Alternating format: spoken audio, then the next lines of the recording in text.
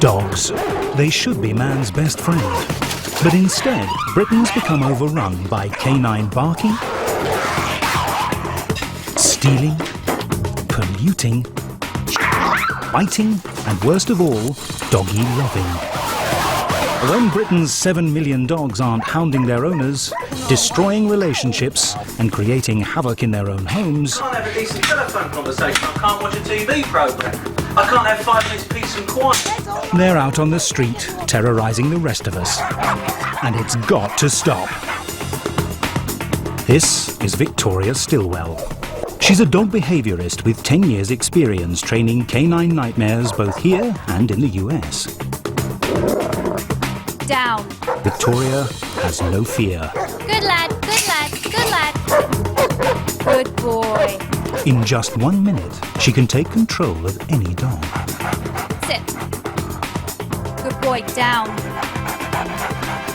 There is no dog that can't be trained, and I'm not prepared to accept any excuses. Down.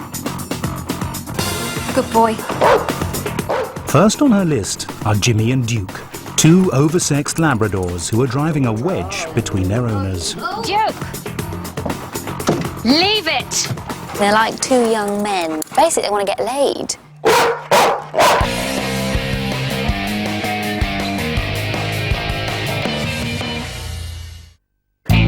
What will Victoria make of the 2 Labradors that are making life hell for Dave and Angela, Katie and Chris?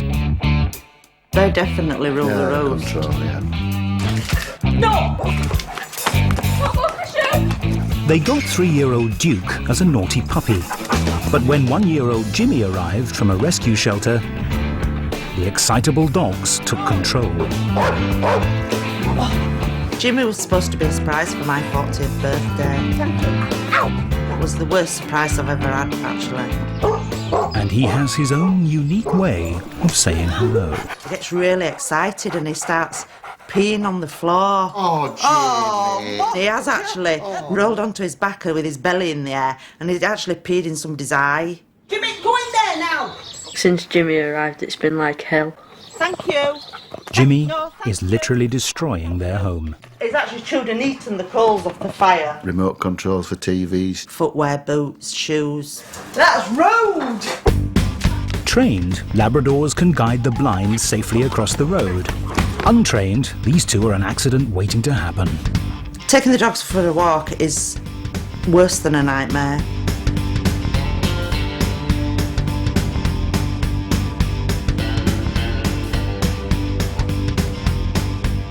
They're both very, very strong dogs. They're in excess of 7 stones each, and they're very, very difficult to pull back. Really dangerous near the road. I'm really frightened that one of them's going to get seriously hurt. You alright, Angela? No, but I've got a bag back anyway. But that is just without any distractions. So you can imagine if you see another... The jealous dogs are literally coming between man and wife. Or Duke will start trying to kiss me, so Dave can't. My boyfriend? There's nowhere to hide from the over-amorous hounds. Oh, Jimmy, come over. No, I want to shave under my arm. And it's not just their owners they love too much. Dog love has taken over the home. And after a hard day's humping, they climb into bed with their owners. They lay on my legs and my legs get stiff and then I get up and I have to walk about. Jimmy, he snores so loud that the first time he did it, I seriously thought there was something wrong in the street. It was coming from the bottom of our bed. You've got me toe in there. The dogs are dominating Angela and Dave's lives 24 hours a day, and the strain is taking its toll. Did he hit your hand? Hit me. It's not fair on the kids, it's not fair on Dave and I and our relationship.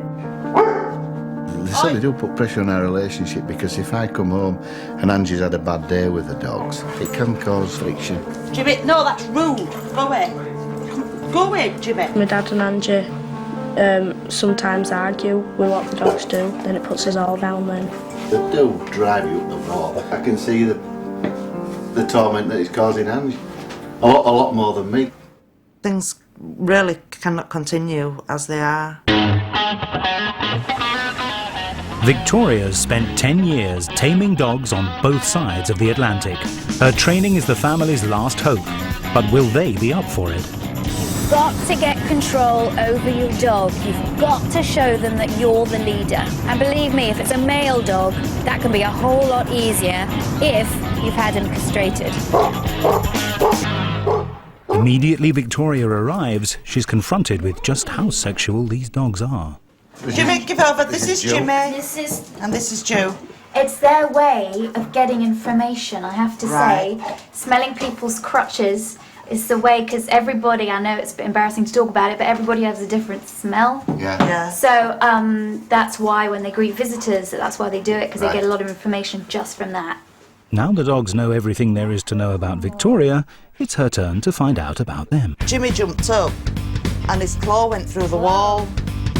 Nice bit of plastic to get your mouth around.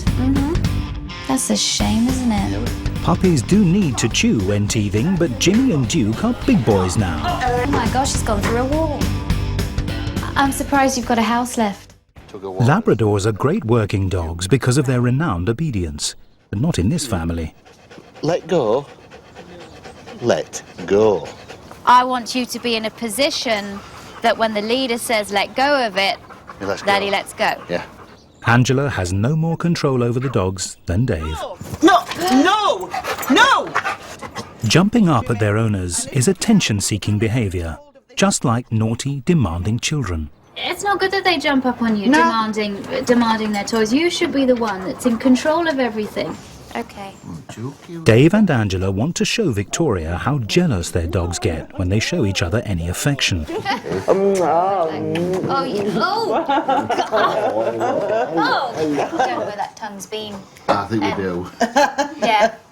Licking bottom too. Licking your face. Licking is unhygienic, but allowing dogs on the sofa sends them the wrong message about their place. And that's disrespectful. We don't want dogs clambering all over you. You don't do that to the leader. I'm a leader. I'm sending body signals to them. I will give them affection, but I give it on my terms, in the way that I want to give the affection, and they understand that. Even when Angela's having a quiet moment in the bathroom, she's not safe. Jimmy's just licking it off again. Oh. These dogs are orally fixated. They chew a lot, they lick a lot. Licking in the bath, licking your legs in the bath is just an extension of that. Angela needs to be stronger. She can't let the dogs into the bathroom. She can't give in to the whining. She needs to be a leader. And when Dave comes home, the greeting he gets is warm, wet, and unhygienic. Hello. Oh no! It's weeing all over! Jimmy. Oh, what have you done? So he does that every time, doesn't he? Every time, yeah. That's just Gets because so excited he just pees. Yeah. That's a behaviour that's got to stop. It is, yeah. Otherwise soon you're not going to have any visitors to your home. No. Because they don't want to have pee all over them. No. And I think I got just a little bit of pee on my tights just then. Oh no! Alright, Joke. Oh. Joke. Come on. Out on the streets, Jimmy and Duke are still very much in charge. Don't pull, Jim. Jimmy? Have you ever taught them to walk on the lead? I've tried. I did try, but I've sort of just given up now. How can you expect dogs to walk well on the lead when they really haven't been taught? It's a very, very real worry. Stop that now! Stop!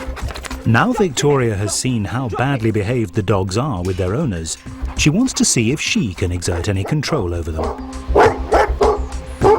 Sit. Watch me. The Watch Me command is used to focus your dog's attention onto you in order to maintain control and establish your role as leader of the pack. Eye contact at this point establishes your role as leader, but isn't threatening. Good boys, good boys. These are boisterous, naughty dogs. But they're very intelligent. And I've shown that because in a minute, I've got them under control. Victoria has no problem keeping these dogs in line, but can she pass on her skills to Dave and Angela? Right, dogs don't speak English, they talk dog. Dogs respond really well to vocal tone and pitch. A lot of people shout at their dogs, "Stop it!" or "No!" okay? I'm going to teach you a better vocal correction. When dogs tell each other off, it's a kind of, ah. I do exactly the same. Ah. Just a short, sharp vocal noise that is almost like a shock. Whoa, it's a distraction. It's no physical hitting, there's no shouting, but it's got to be hard, punchy, short and sharp. Beautiful. Perfect. Could do a bit better.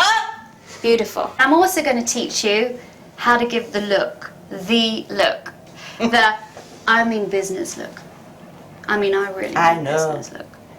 No bull. I mean business look. They know it comes from you. They know that you mean business. They know to back off. It's not long before the family have to bring their training into action. Oh, no. Oh, we got a bit of humping here. Do you know what? This isn't just a sexual thing. This is also a dominance thing. Is it? Yeah. I mean, they're very both embarrassing. Yeah. I want you just to use that training. More punchy, more punchy. Try it one more time. Good, good, fantastic. Do you see how that worked? Brilliant. When your dog responds to a correction, tell them good boy. That's it.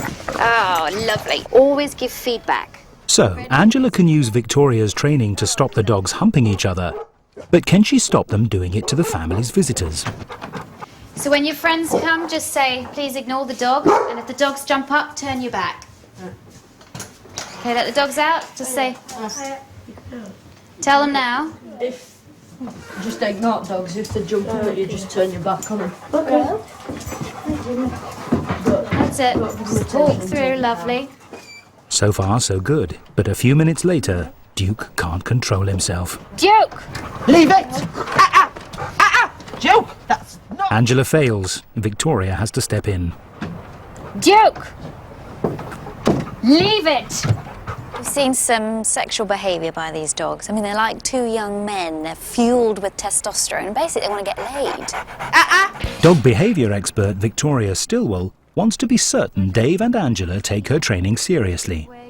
She's brought them to a rescue shelter to show them what happens to dogs whose owners don't shape up.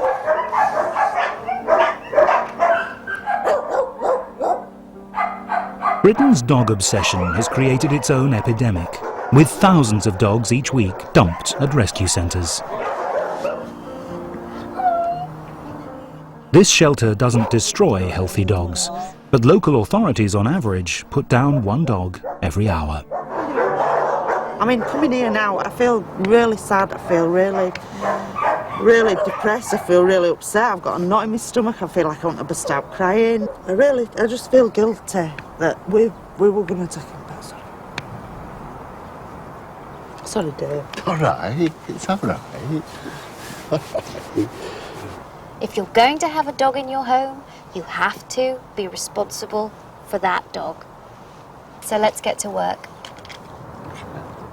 You want some, Jimmy? I can't do some without you. Here. All dog owners love to indulge their pets, but feeding a dog with scraps from the table sends them the wrong message about their place in your pack. I know I'm really dirty and disgusting, but I just tend to share whatever I've got with them. Seriously, Jimmy could have gone back to the rescue shelter. Yes. Jimmy's life could have ended in order for that never ever to happen. You have to carry on the training, the being tougher throughout. And one of those times is at the table too. To stop the dog's incessant begging, Victoria will have to teach them to control their enormous urge to eat. I want you, as you're doing this, to keep giving him the eye. Give him the Victoria eye. Right. Okay? Keep policing the piece of chicken on the side. When he looks away, you tell him good boy. Good boy. Got a piece of chicken in my hand. I'm going to let Jimmy sniff it and smell it. When he takes his nose away from it, I give it to him. Good boy. As I do it now, I'm going to put a word to it. Leave it. Good boy. Good boy. Leave it. Good boy. Next up, it's Duke's turn. Good boy. What a good boy. Leave it. Victoria's taught the dogs to keep their distance from their owner's dinner. In fact, she's solved all the problem behaviour that wasn't down to testosterone. Her baby gate has banished the dogs from the bedroom. Back, back, back, back, back. By communicating with body language, they're off the sofa. Good boy. Jimmy, drop. And because Victoria has introduced rewards, they're giving objects back to their owners for the first time. Next on Victoria's agenda is stopping Jimmy urinating on Dave. As soon as he hears the motorbike, he gets very excited because Daddy's coming home. Yeah. And then you're giving him so much attention, you're going, hello, that he can't contain himself, so he just pees. It's called excitable pee. Stop the peeing. Yeah. You now have to change your behaviour. Instead of fussing him when he greets you, this is going to be hard, but I want you to ignore him. Okay. I want you to ignore him and just to walk in. Say hello, but ignore. Hello. And walk in. That's it, just walk in. Now you can give him a little pet. Just don't fuss him though, just a little quick one. That's it. Lovely. What's for tea? This has been an instant result. So as long as he stands back from him and just praises the calm, it's going to be fine. So we no longer have this and this decorating the entrance to the door. It's the first time Jimmy's managed to contain himself. But despite all Victoria's good work, the dogs are still humping non-stop. Angela hates letting the dogs off the lead because she can never persuade them to come back to her. Now, there we go. If you run after him, he thinks you're chasing him. Yes. But if you run away from him and you make a noise like, "Wah! Wow!" something like a really big distracting noise, he's more likely to come. Duke! Good boy! Yay! Yay! Recall has worked perfectly with Jimmy, but Duke has smelt a bitch, and even Victoria can't get him back. This is out of control, so... Oh dear. Are your dogs females? It's your naughty brother, isn't it? With one very, very cross Victoria. Oh dear. That was a bitch. Yes, I thought it was. This behaviour in the park just confirms to me this is the testosterone problem. Duke especially smelt that bitch from miles away and ran and just would not leave her alone. She was coming into season and he was very attracted by that. The solution is not just training, it's also neutering. But Victoria still needs to convince Angela and Dave. Neutering can prolong their life because it can make them healthier. It makes the risk of testicular cancer 0. And they don't have this testosterone going through them all the time. You know, this desire to go out and find a mate. I think it's the testosterone in me that's Yes. stopped me having them done before Yeah. now. I don't want to see me little dogs walking No. around without the bits. No. What if they were your dogs? What would you do? Oh. If they were my dogs, I would have them neutered.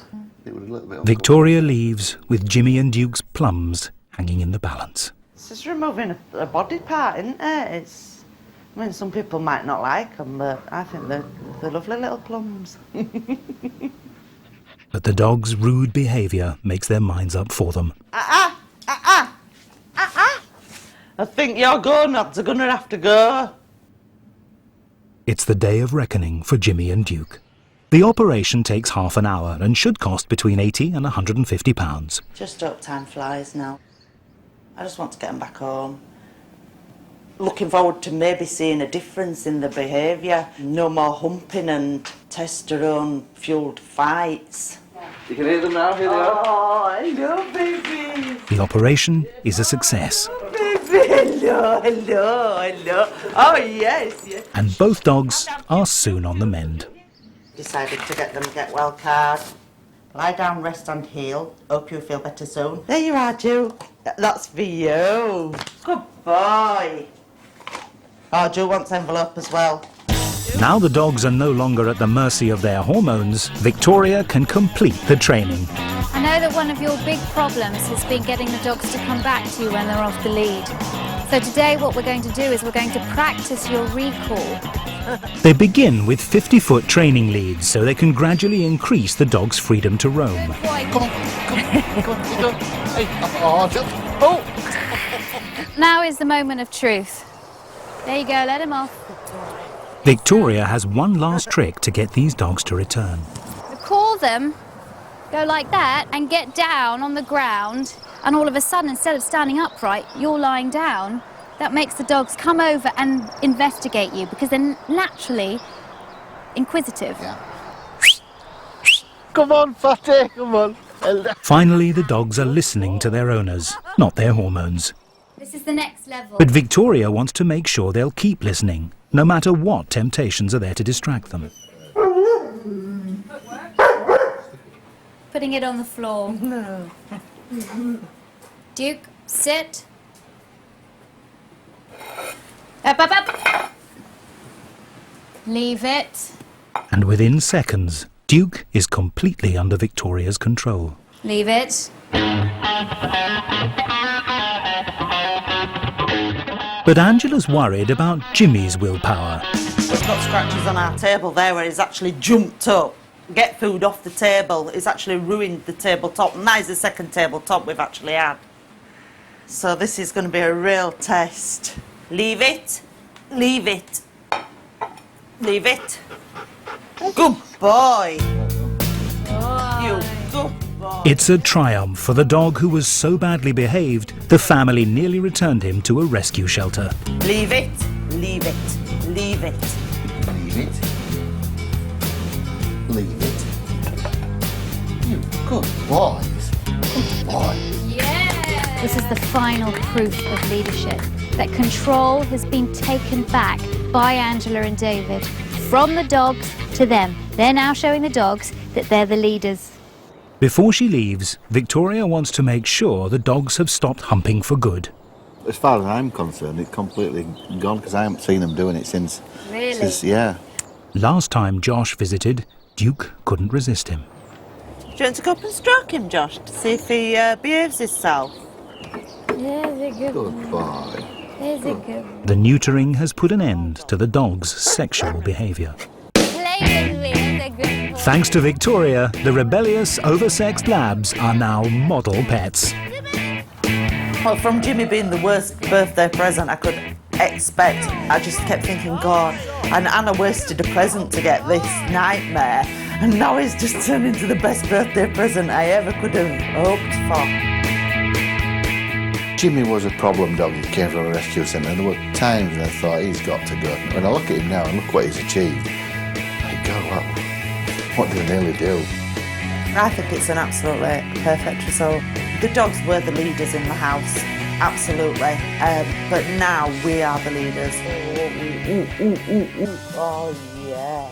Borsal Common, a rural suburb tucked away from the hustle and bustle of Birmingham. 2 years ago it was quiet and peaceful. But then the Holder family moved in. These dogs should have ASBOs. I think the neighbours have just had enough of it now. And if one of them goes, then the rest of them are going to as well. Karen loves the dogs and takes every opportunity she can to spoil them. Bit of quality spoilt time, isn't it? If I had my own way, they'd all be in bed with me. But they're driving her husband away. Alan thinks I think more of the dogs than him. Yeah, I do. And her son mad. I want to try and get away from the barking. It just does your head in. Mom! If the neighbours keep on moaning, they might get onto the council, and the council might come round and Victor. This family is being pulled apart by dogs. The dogs are like they are because they are spoiled. I would never get rid of any of my dogs. I'd rather get rid of Sean and Alan. My mum needs to learn to control how she feels towards the dogs. Enter Victoria Stilwell, a dog trainer for the past 10 years and a woman with strong views on dog ownership. It makes me really angry when people take on more dogs than they can care for properly. 6 dogs in a suburban household doesn't sound good to me. It doesn't look good either, and the noise is unbelievable. Do you want me? All right, Mummy do. Mummy do. Victoria arrives at the Holder household. First, she's deafened. That's a greeting and a half. Then she's soaked.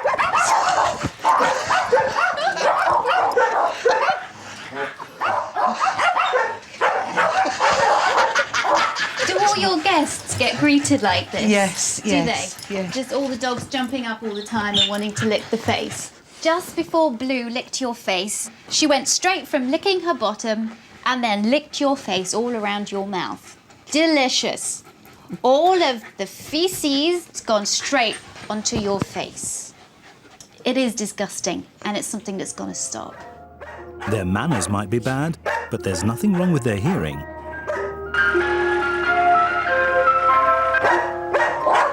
No ordinary dog biscuits for these pampered pooches.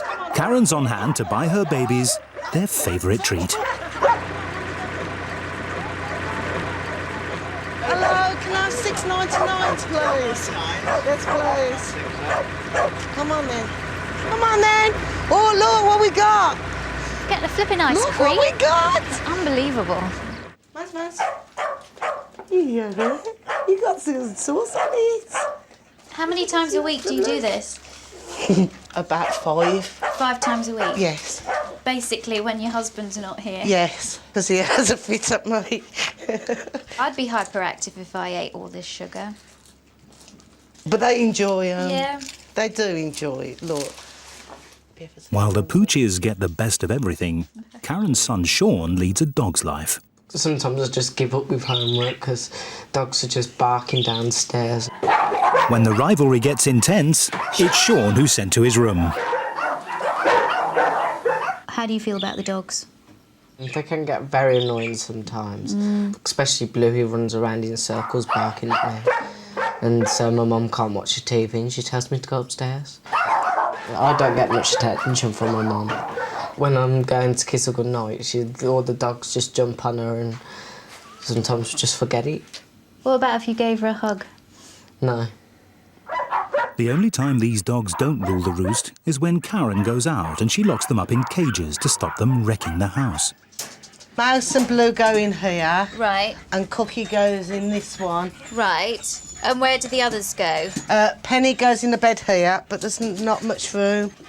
6 dogs, all in this little space. Yes. For 4 hours when you go out. Yes. If your dogs keep on being in here, that's going to make their behaviour more hyperactive, more crazy. They're just dying to get out of the crate. And that's very, very stressful. It's not nice.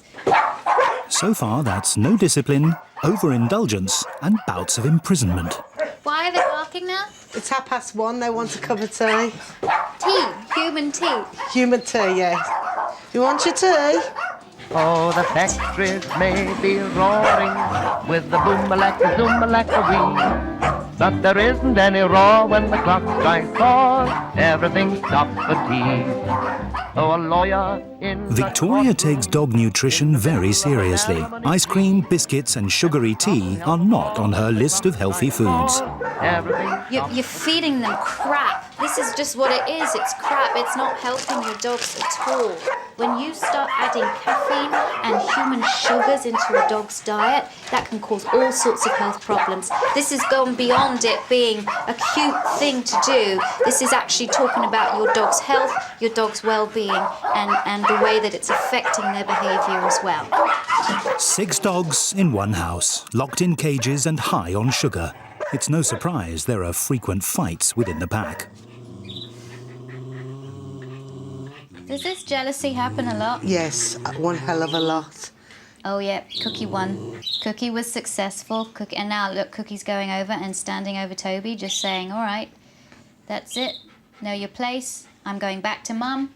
That's my place. God. Yeah, see? Hi, Mum. God. Toby's gone, and I'm coming over and I want your attention. And, hey, I've just succeeded because I just got your attention. No.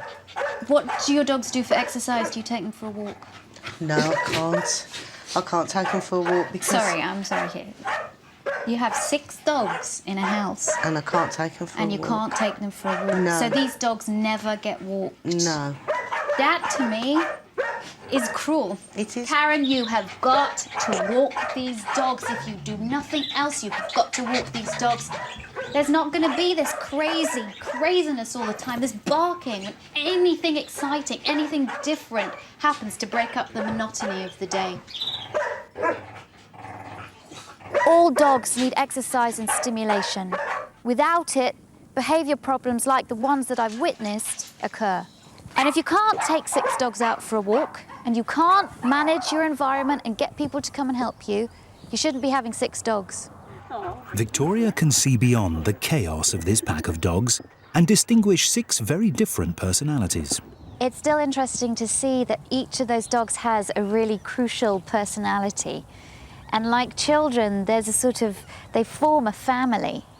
Penny's the protective older sister that's always looking out for everybody else. Mouse is the small little one, quiet.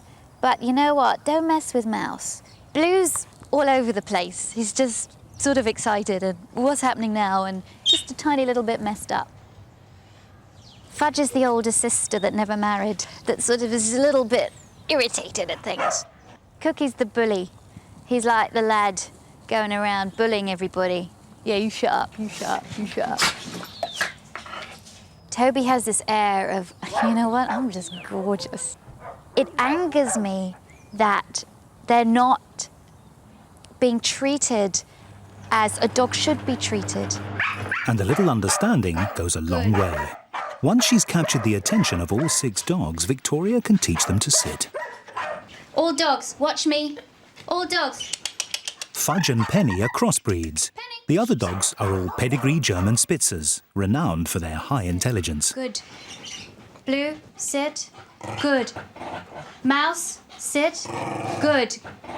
Cookie, These sit. dogs never Toby, obey their sit. owners. Good. Alan and Karen can't believe it.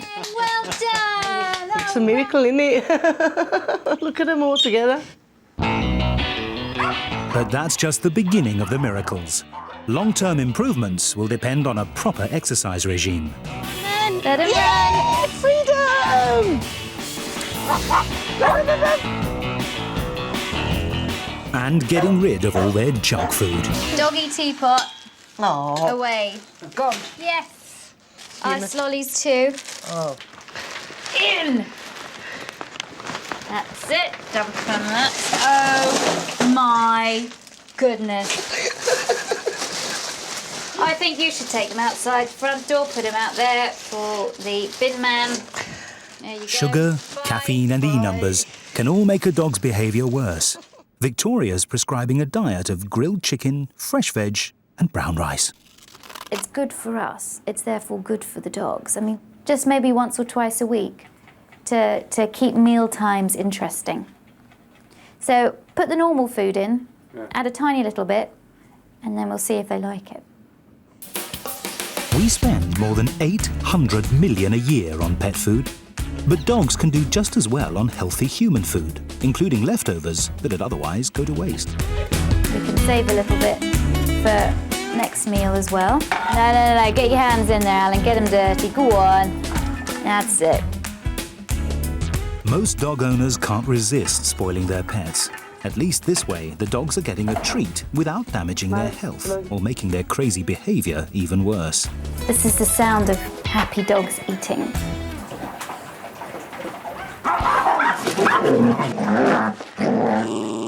Hey! When you have a lot of dogs together, they form a pack, and that pack structure changes all the time. But there's still sibling rivalry, because still fights can occur, and the dogs that get on very well, but like children fight, they could be the best of friends, but they fight, dogs do as well. Cookie is trying to kind of control all the other dogs. Yeah. So what is the best kind of punishment we can give to Cookie to really, really drive the message home that if you continue this behaviour... Take him away from the other dogs. Exactly. Even if it's just for 3 minutes. Boom, the behaviour happens, Cookie gets swept up, taken out, put in the kitchen. Cookie's chosen victim is usually Karen's favourite dog, Toby. each time he does that behaviour, well, out. He's removed from the situation. That's going to send a very, very strong message to him. To stop Cookie's bad behaviour, Karen will have to do this every time he's aggressive. Come on, down. You're not supposed to be on the free, please. She's not. Dogs need consistency. If you don't want them on your sofa, they must never be allowed on your sofa.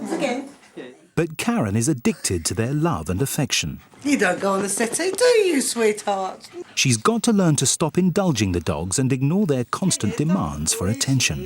As soon as the dogs jump up on you, you're going to just stand up. You don't say anything to them, you don't look at them, you don't touch them, nothing, you just stand up. Because your body's saying it all right? You just wait for a couple of seconds whilst your dogs aren't jumping up on you, and then you reward them with attention whilst they've got 4 paws on the ground. All right? Done, that's it. Sit down. No, that's not good enough. All dogs off. Off. Good. Your body is speaking volumes to your dogs now. Sit down again.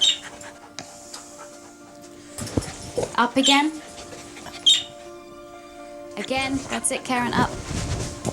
It's just on your terms now. Just finding it very hard. If you want it to really change, just a day or 2 is not going to cut it. Nobody jumps up on the leader. There's going to be more respect for you now. That they're going to know where their place is. After just 15 minutes, the dogs are happily on the floor. But will their owner resist temptation and let them stay there? Good boy. I feel cruel, like to say the dogs want to come for love because they're so used to it, to turn my head and ignore them. I'm finding that very, very difficult. All right. As Karen is determined to keep all her dogs, regardless of what anyone thinks, she'll have to commit to giving them plenty of exercise. Victoria recommends a minimum of 3 walks a day. Very hyped up. Very hyped up. Do you think that Sean will walk the dogs with you?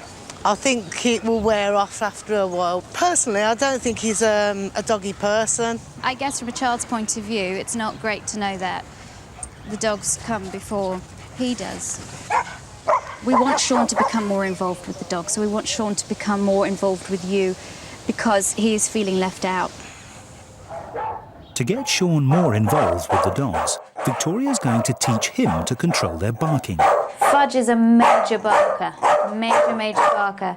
So what I want to do is I just want to wait for a little bit of quiet and treat her when she's quiet. Now she's quiet, I'm going to do the hand signal with the word quiet and give her a treat. Quiet. Good girl. Shouting at dogs when they bark makes them think you're joining in with them. Quiet. Hand signals are more effective. I just want you to wait for quiet. Quiet. Good girl. Very nice. Now try it while she's barking. Quiet.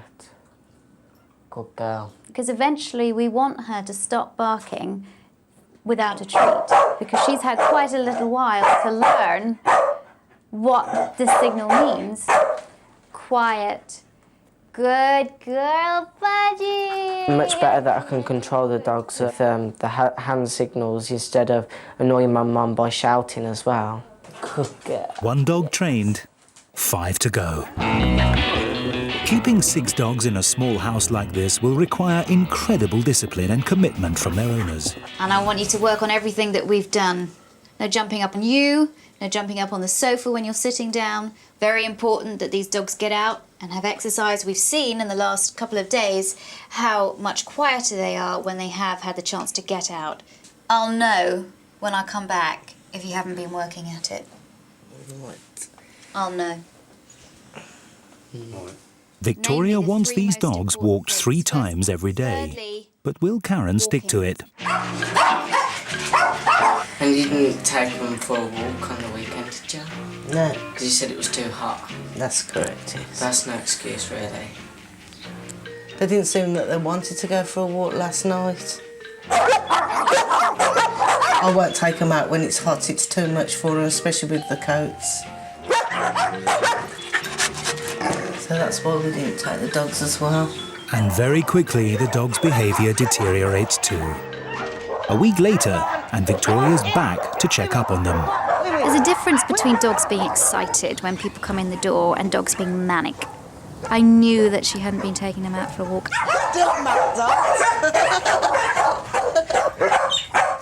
The big one, what about walking? How's the walking been? With Penny. No, the walking with everybody. Not very well. Not very well at all. It's been too hot for them. They need their daily run. It's no good to say that it's been too hot.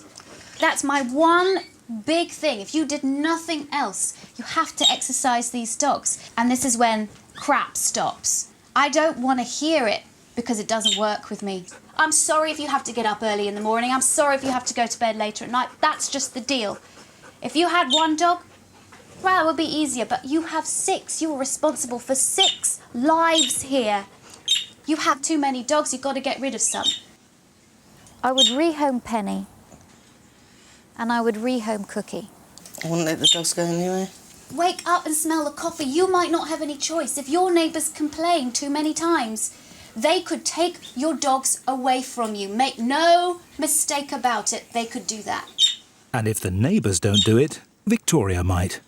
If they cannot look after 6 dogs, some of the dogs should go to better homes, where they can get the attention and the time that they need. Karen has to start taking her responsibilities seriously. Local authorities collect 100,000 stray dogs every year. They destroy 150 dogs a week. The lucky ones end up in shelters like this, where no healthy dog is put down. Karen, this is a rehoming centre. How does this make you feel when you hear all of the barking? Not very nice. I think dogs come in here and they go, what did I do? What did my owners do to me? I can't hack it, I'm sorry. Karen. I can't hack it, I'm tired. It's not about you anymore, it's about your dogs, please. Most of these dogs haven't been abused or hit. They're here because of behaviour problems that are caused by their owners. Victoria persuades Karen to come back in and face reality. I don't like coming to these places. You could go back to what you're doing. No. But each time you are sitting there thinking, I can't take my dogs for a walk, I want you to think about this place. You do not want Penny or Cookie or Fudge, Mouse, Blue, any of your dogs to come in here. Okay. I did find it a bit hard with Victoria. I don't want it really to slip again. There's no going back now.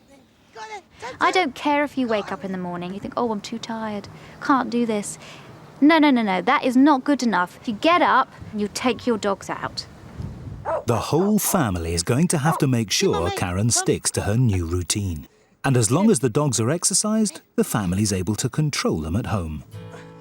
Karen's dogs consume her whole life. Now that Sean's more involved with the dogs and that maybe Sean and Karen can have a little bit of time without the dogs always being there, then hopefully that relationship will get better. It was always my dogs come first in our relationship. He couldn't kiss me goodnight. He couldn't sit by me because the dogs wouldn't let him.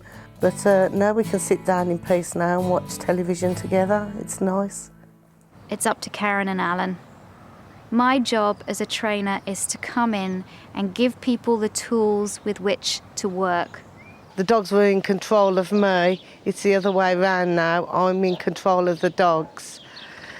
It's a nice feeling. Welcome to Wales, with its rolling hills and tranquil valleys. An idyllic home for lapdogs Prince Louis and Teddy Pom Pom. But here in Abergavenny, small is definitely not beautiful. Teddy Pom Pom, a Pomeranian, may be a little fellow, but he's got a monster attitude problem. And since he arrived in the household a year ago, Teddy Pom Pom has been a bad influence on his once placid sidekick, Prince Louis the Pekinese. I got the worst dogs in Britain. He attacks anyone that comes into the house. thanks to Teddy Pom-Pom, Mandy and Martin and their children Kaylee and Martin Jr. can't have anyone around. They've had all my mates. Teddy, several occasions. We wanted to rip our friend's throat out. But she doesn't visit anymore. They've bitten my friend's daughter. One friend has nicknamed them Evil and Eviler. Hello,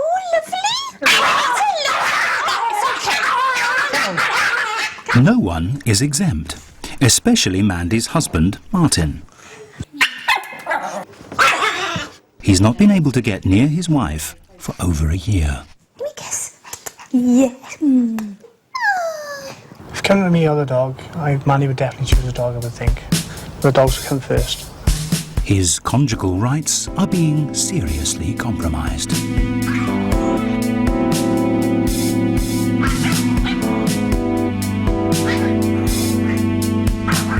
As a firefighter, Martin risks life and limb, but even after an exhausting shift, he can't even get into his own bed. Martin does get a bit cross when Teddy sort of dominates the bedroom. Mandy now wants a younger dog in her life.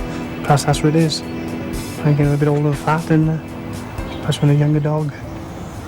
Teddy Pom-Pom. Not content with hounding Martin out of the marital bed, Teddy adds insult to injury by urinating on his quilt, humping his wife, and nibbling her knickers. This is naughty habit. I'm not sure how he's go to those, but obviously he has. Martin's had enough of this ménage à trois. Mandy only has eyes for Teddy. But even she admits there's a problem. I mean, I did want a lapdog.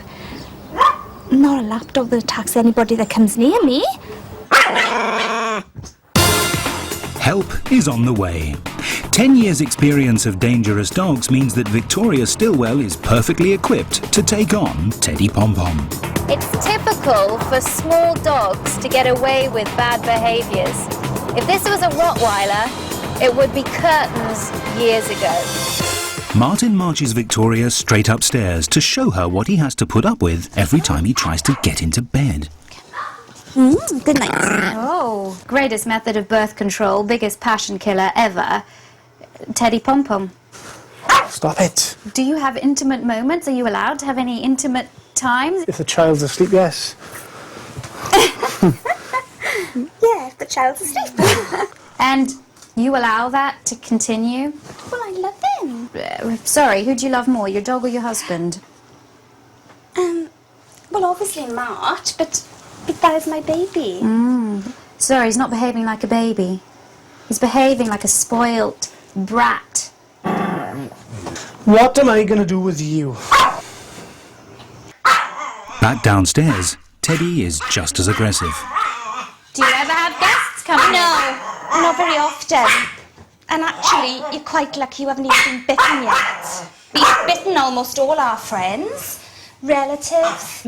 John, our other neighbour, the other evening came round and, well, he just savaged John. Basically, he left with his hand bleeding quite badly. I'm quite amazed that nobody's reported a dog bite yet.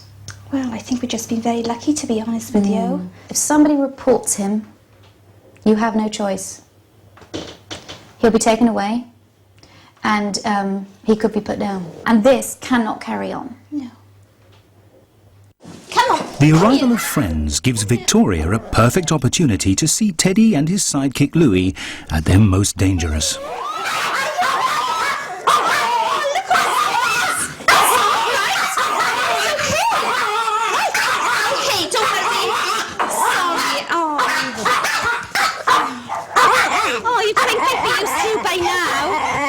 No, don't put her down. Don't put her down. Don't put those dogs down either. No, okay, I won't. How do you deal with a situation when you have your niece around? It's very hard. In fact, it's quite miserable because we've got to lock them up, make sure that no one goes into the room that they are locked up in, which is very difficult. They cry, they're distressed. I'm on edge because I know they are upset.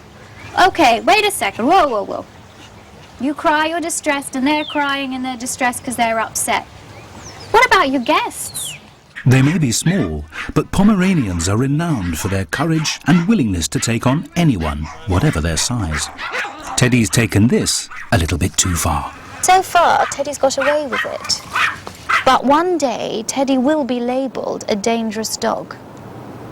And they will have no choice but to give Teddy up. There's zero doggy discipline here. Teddy's ruling the roost and family life has gone out of the window. Okay, so... It's time for Victoria to open their eyes. If you could put what a hierarchy of a family should be. The family agree that parents come first, then it's the children, and then the pets. But Victoria has news for them. Okay. This is who is running your household. Yes. This is how Teddy sees himself. As the leader of the rest of the family, as the controller, as the protector. This is Teddy Pom-Pom's house, and you are very privileged to live here with him. Why do you think it has got like this? And so Teddy is trying to control something that he doesn't really understand. It's fearful, he's got a bit more confident, so he's showing all these confident moves, these dominant things, weeing on your bed, at you when you want to come into bed. Things have to change. In order to help, things have to change. You are now going to have to resume the role of leader. Everybody comes first before Teddy. Does it mean he won't be my baby anymore? Victoria's laid down the law for Mandy. Demote Teddy to his correct place in the household and his nasty habits should disappear. The humping, the weeing, and most crucially, the biting. I think over the next couple of days I'm going to have to work very, very hard.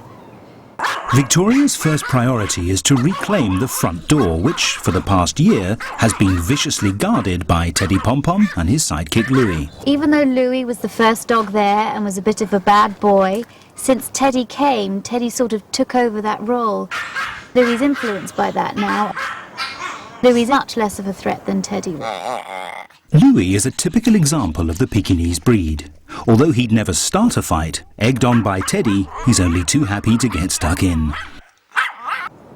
But Victoria's come prepared to take on the ringleader. What I first want to do is deal with Teddy's greeting behaviour at the door. Her first weapon of choice, the horn.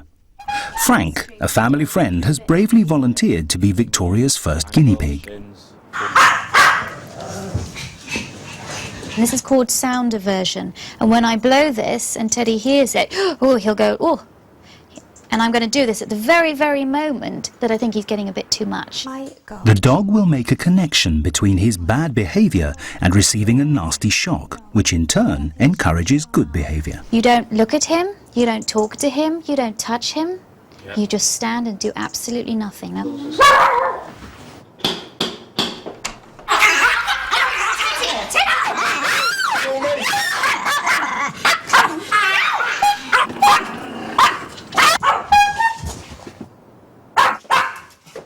there you go.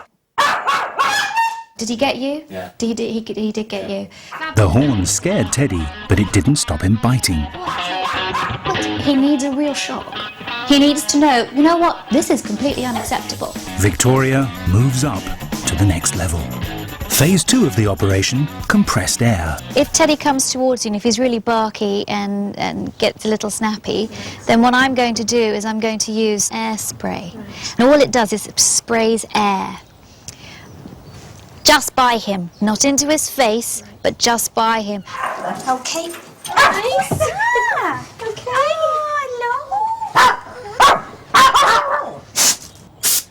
Oh, good boy. All right.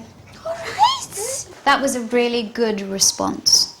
And all it was more of the sound again, but also the whoosh of air that made him go, we just want to reclaim the doorway. Right. Teddy, it's not your business to protect the doorway.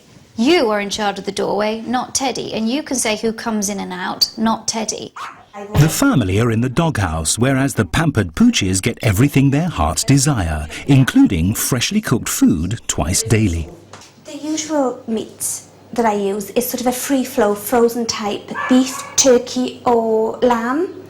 And what I do is I microwave that with a little bit of water. Do you agree with these feeding methods, or do you think it's a little over the top? I just think the dog ought to eat what was given to it. They're my dogs and I know what they like. Yeah, but either eats it or starves. Simple. No, it's not, Matt. Who the do you think you are in this interview? I'm sorry, I can't be having that. You have no idea. You know the dog will eat. You can't swear like that. Yes, but you were me off, telling me they should eat what they, you know, this is totally out of my dogs. I know what they like. I know what... I'll start with this fork in a minute. No, I don't mean that, but you are winding me up. I'm sorry. You were dictating to me that's something that we've gone over. You know yourself how fussy eater Louis is. Right. Louis will not eat. Mummy, Louis is a poor eater. Anything. And that's the truth. But he never had dog food. Okay. Why does this all have a go at me? I don't quite understand what's going on now. This is sort of very telling. The dogs have so overtaken your life and taken attention away from him and onto them. He's annoyed with it, as I would be. It's the first time that Victoria has seen the extent to which this family are divided over the dogs. Wherever Mandy goes, Teddy goes. And she loves it. She loves the fact that Teddy loves her because her children have grown up. They've got their boyfriends, their girlfriends, they're going off and doing their jobs. And the dogs are her babies. Victoria takes Mandy to one side to tell her some home truths. They're really sort of almost substitutes for the children that have grown up. They're now two new babies, as it were. Do you think you have replaced them with the dogs? Yes, I do. Without a doubt. So, without a doubt. They don't sit and catch and cuddle their mammy. They do. These dogs do. Because they're such an important part of your life. You see yourself more as a mother to them rather than an owner. And they're more babies rather than dogs. Oh, I know. And that has obviously contributed to all the problems you've been having. Yeah. I agree. It's time for Mandy to ditch the doting mother role and reinvent herself as pack leader, and feeding time is a perfect opportunity. Take a crisp and pretend that I'm taking it from the food, and then I start to eat as if I'm eating from the food bowl. Oh, that's interesting. Because do you know what? The alpha eats first. The leader dog eats first, and the other dogs eat second. So this is just a little fun way to establish again, I'm the boss, because you know what? I'm giving you the food, but I'm eating some of it first before you. As if you're eating from the bowl. So you put the crisp in the bowl, put the bowl up closer to your face. That's really nice. That is beautiful. Mandy, reasserting her leadership, will also put pay to Teddy's nasty habit of humping his mistress. Teddy Pom-Pom! Why does he hump my foot? Actually, it's another way of him exerting his dominance over you. Dogs do that to other dogs to exert dominance. You being a leader and exerting control over him means that he will be less likely to hump you in the future. But until he's learned his rightful place, Victoria prescribes a quick-fire technique to save Mandy's blushes. I want you to immediately stand up, go, Marking territory is another way that dogs assert their dominance, but Victoria's got it covered. If you're there with him, immediately scoop him up, even if he's in mid-pee, because as soon as you bring his bottom up, or as soon as you lift him up, he will stop. In his old role as pack leader, Teddy guarded Mandy with his life and wouldn't let Martin anywhere near her. It's time for Victoria to put an end to this unhealthy love triangle. I know the big thing is each time you want to touch or kiss Mandy, Teddy goes for you. Oh, yeah. We have to show Teddy each time he misbehaves, he's down on the ground. If Martin goes to touch you and Teddy growls or makes even a little move to go towards Martin, you go and put him on the ground immediately. What we're teaching Teddy is that if you behave, you can sit on my lap. If you misbehave, you're down on the ground. The arm around, lovely. Any bad behavior, put him on the floor right now. Right. Boom. You've got to get it right on the floor. That's it. Try it again. Good boy.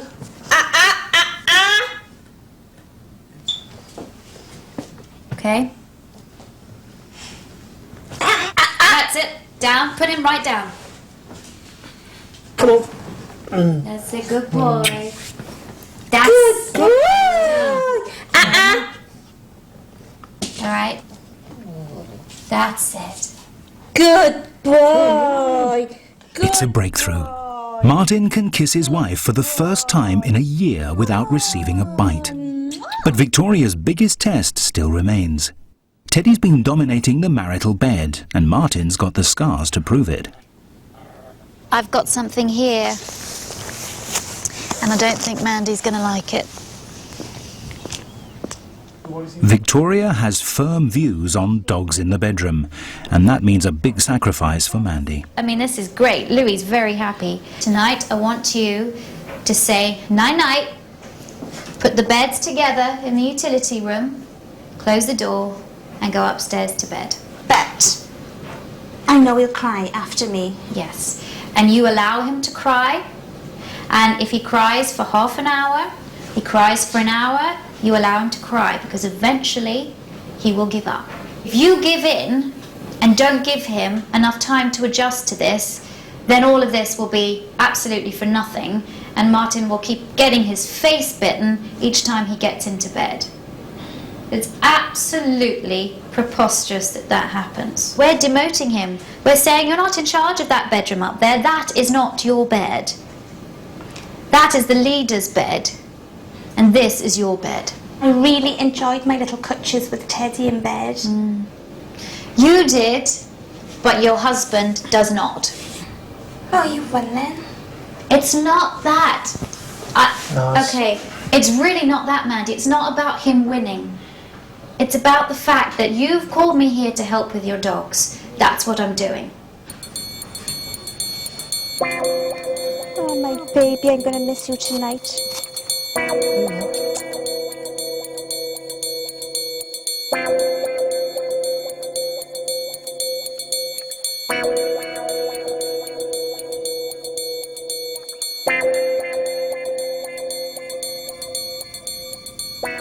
Dare I ask how last night went? It was really nice. I gotta be honest. What did you think about it? Well, I could actually hear him. A couple of little sort of yelpy cries, but it wasn't as bad as I thought it would be. I was probably worse than him, but nothing. I don't think anything can be as bad as the first night, can it? Really, it can only get better. It can only get better. So there we are. As long as Mart's happy. Damn right. Best thing ever. Dog was in the right place downstairs. Hey, hang on. We can have him back, mind. No, we can't. We can. He's not allowed back. Okay. You listening now? I'm listening. Good. When I came here, I saw a family that were desperate. They couldn't really have got in a worse situation. I think Mandy and Martin will stick to training. I really have faith. They have to. 2 weeks later, and Victoria is back in Abergavenny. Now, Teddy. Oh, hello. Hello.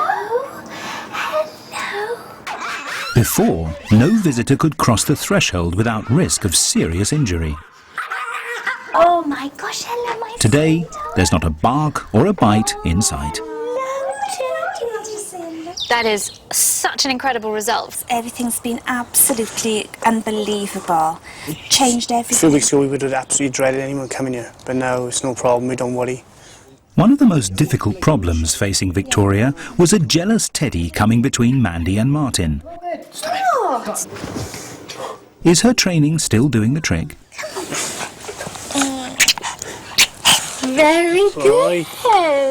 Very good boy. The chart that I made for you, with Teddy at the top, protecting everybody, seems to have changed now.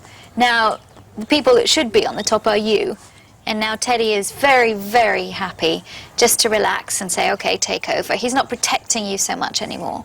And I think that's a much better place for him to be. And a much better place for you to be. Yes. Teddy Pom-Pom seems like a reformed character, but Victoria will not be totally satisfied until she's put him to the ultimate test. Hey, Mum! Come on! 2 weeks ago, Teddy was savaging children at the door. Now, he's the perfect pet. They've had people around for the first time in ages, and to see Teddy and Louie enjoying it, enjoying interacting with other people, and to see Mandy and Martin being relaxed, I couldn't have asked for anything better. And it's not just their social life that's improved. Things between my mum and my dad are really good now. Teddy's a lot better. You were happy, and that's the main I am thing. happier. Because I mean, it was making Matt very miserable. Sorry, baby. Everything's great.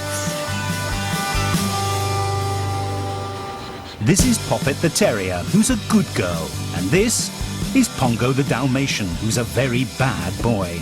They live with the Beck family.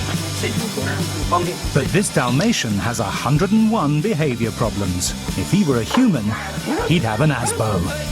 Pongo nicks everything: cakes, tea, the fruit from the fruit bowl, and the very food from his owner's plates. But his worst crime is biting. Pongo's attacked the family and their friends. Well, I went to go stroking, right, then he lashed out really quick and bit me. And he's doing it more and more frequently. Gary and Jackie got Pongo from a rescue centre 2 years ago. He's a disturbed dog. I think he's got 666 tattooed on his ear somewhere. And no one comes to play at the Beck's house anymore. All our friends are really frightened of Pongo. If he gets to him, he usually bites him. One visiting 8-year-old girl ended up in casualty. Pongo bit the top of her arm. Not only did he bite the top of her arm, but he floored her onto the ground and he was actually stamping on her. I would not be happy if my children went to somebody else's house and their dog was biting them. My dad keeps on saying he's got to go and that, and Mum don't want him to go. It's like living with a lunatic. Yeah. You know, it's like having a dog that's on some kind of drug. I mean, he nicks food off the table. Pongo, no! He keeps on moaning for stuff and you have to give it to him or I'll just snatch it out of your hand. We call him a rob dog. If you're watching telly, you know how you put your coffee cup down on the table and he's there. His tongue's straight in it. We came back from holiday and we actually paid for 2 extra days in the kennel so we didn't have to bring him home. But that is the stage we had got to. And I phoned up the kennels and I told them the house had been burgled and could we leave him for 2 days? And that's the honest truth. With 4 kids, meal times at the house are chaotic and Pongo doesn't make it any easier. Get down! No! Oh, Pongo! When backs are turned, he never misses an opportunity. Mom! Get down! What are you doing? Get down! The Becks have all but given up. Victoria is the family's last hope. The Beck family are frightened of their dog. Pongo has learnt to intimidate them and now nobody stands up to him. That's a terrible situation and it's got to change. Victoria begins by finding out a bit more about Pongo's misdemeanours. He doesn't seem to know any boundaries, what he's allowed to do and what he's not allowed to do. He jumps on furniture, he steals food, he intimidates and bullies children when they've got something that he wants. He will use aggression to get his own way. When he does go for a walk, after 20 minutes you're fed up because your arms are aching, your chest's aching. We take him to a field, we let him off and run around that, but you never know if he's going to come back. We can't carry on like this. You can get to the stage where you think, right, that's it. I feel we've got a dangerous dog here and he just keeps on biting. I mean, if it was up to me, I'd have him put down. Don't want one of them. Pongo's behaviour around food is driving the family mad. As usual, he begs, bothers, and eventually steals. Pongo, no! Now you've got to watch your teas. But he's very good at distracting you. He'll go for your tea, so you lean forward like that And then and he'll go go for the for them. cake. When you want him to have something, have you ever gone, oh, all right then? Oh, no!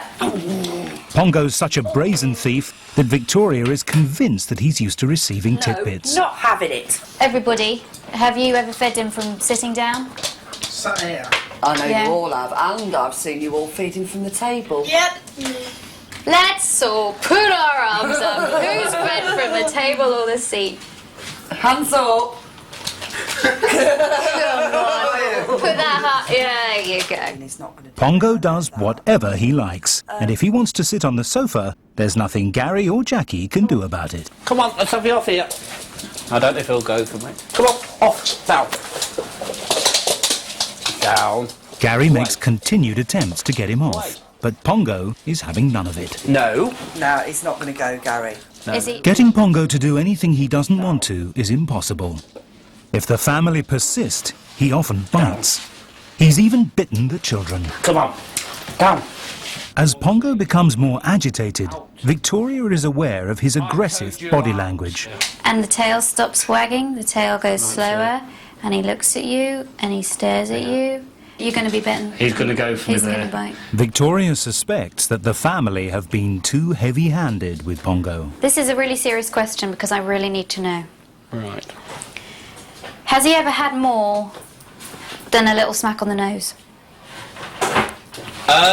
Yes, I punched him on the nose. Right. Because he went for me. Mm. He actually got my finger there, and if I hadn't had hit him, he would have gone like that and really ripped it. By the end of the day, Victoria feels she's beginning to see the real Pongo. First of all, you think that Pongo's a real bully. But what I see is a dog that's confused, and he understands nothing. The next thing is I see a complete inconsistency. Is he allowed up on the sofa? Is he not allowed up on the sofa? Come on, let's have you off here. Leave it. You missed that bit. The thing that really, really concerns me, though, is when you hit a dog, what do you expect? No! Naughty. Aggression begets aggression. Oh, don't bite me. They are going to have to change everything that they do with Pongo. I mean, everything. This is a mammoth task. The next day, Victoria lays down the law. You do not hit your dog in any way, shape or form. All aggression stems from fear. If I'm like that at you, Yeah. immediately, what is this person going to do to me? Pongo is one out-of-control mutt. For 2 years, he's run rings around the family, both inside the house and out. 1, 2, 3, 4.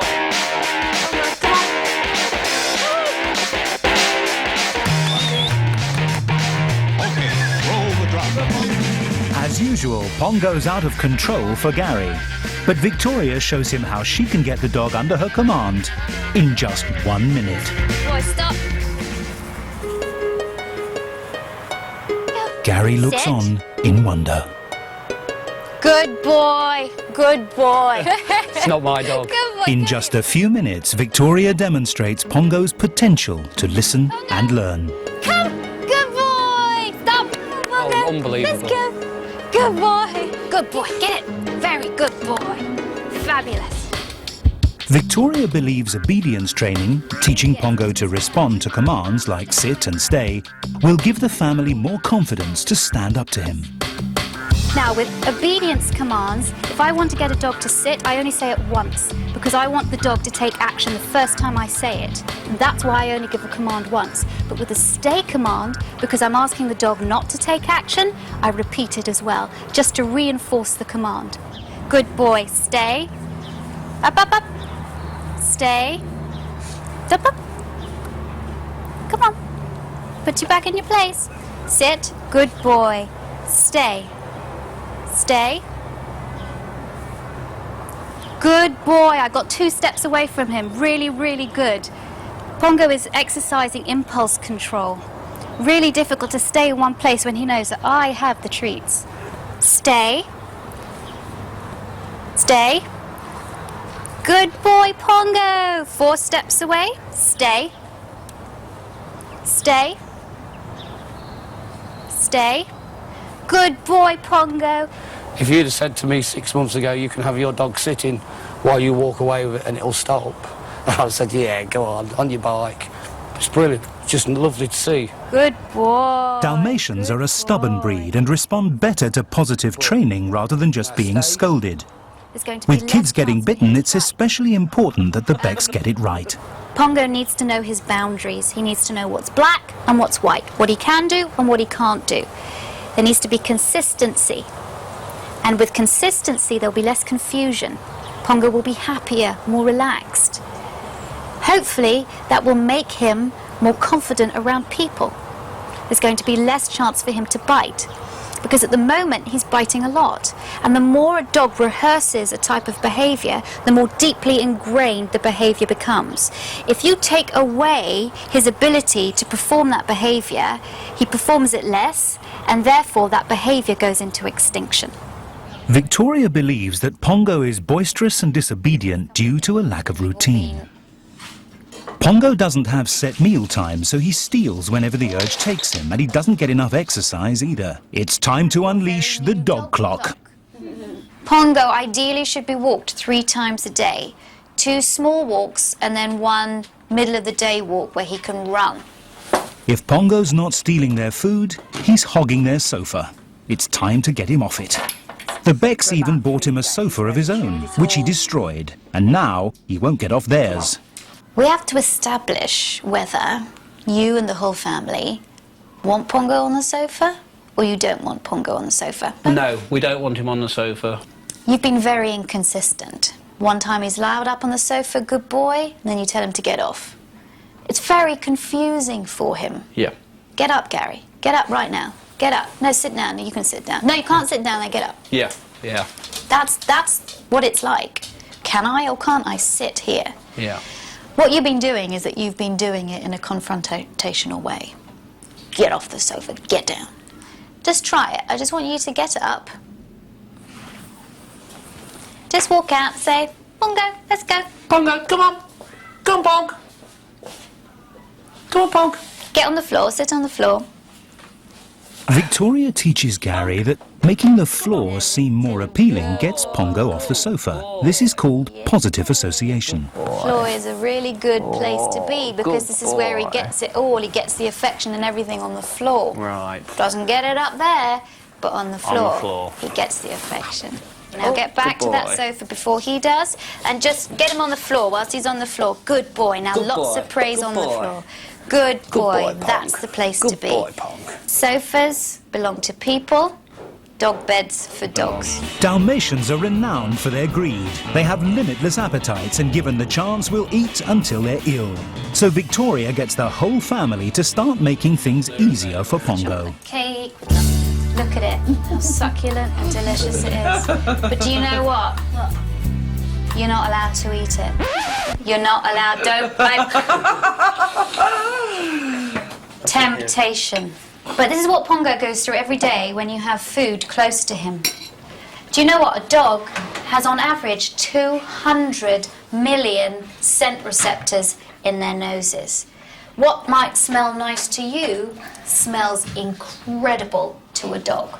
From now on, when you guys have got something to eat in here, Pongo stays in the other room. So I'm going to give you a reward for your good behaviour. Eat the cake. Oh, yeah. Having corrected the family's bad behaviour, it's time to sort out Pongo's. To address Pongo's stealing, Victoria uses her tried and tested sound aversion technique to startle Pongo just as he's about to snatch and grab.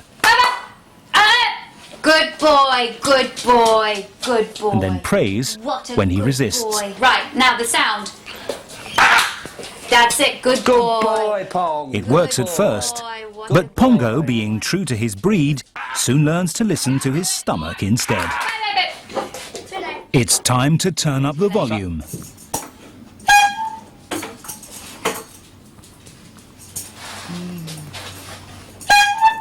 Which does the trick. Good boy, Good Pongo. boy, Pong. Good boy, Pong. Good boy, Pongo. But Pongo often waits till there's no one around to pounce. So using a secret camera and a remote control, Victoria sets a Pongo trap. Everyone leaves the room to watch him from the hallway. Hopefully what I'm going to try and achieve here is this going to be a one-shot wonder. So that he's going to be so distracted, so shocked, that he'll never do it again. And that's what sound aversion is all about.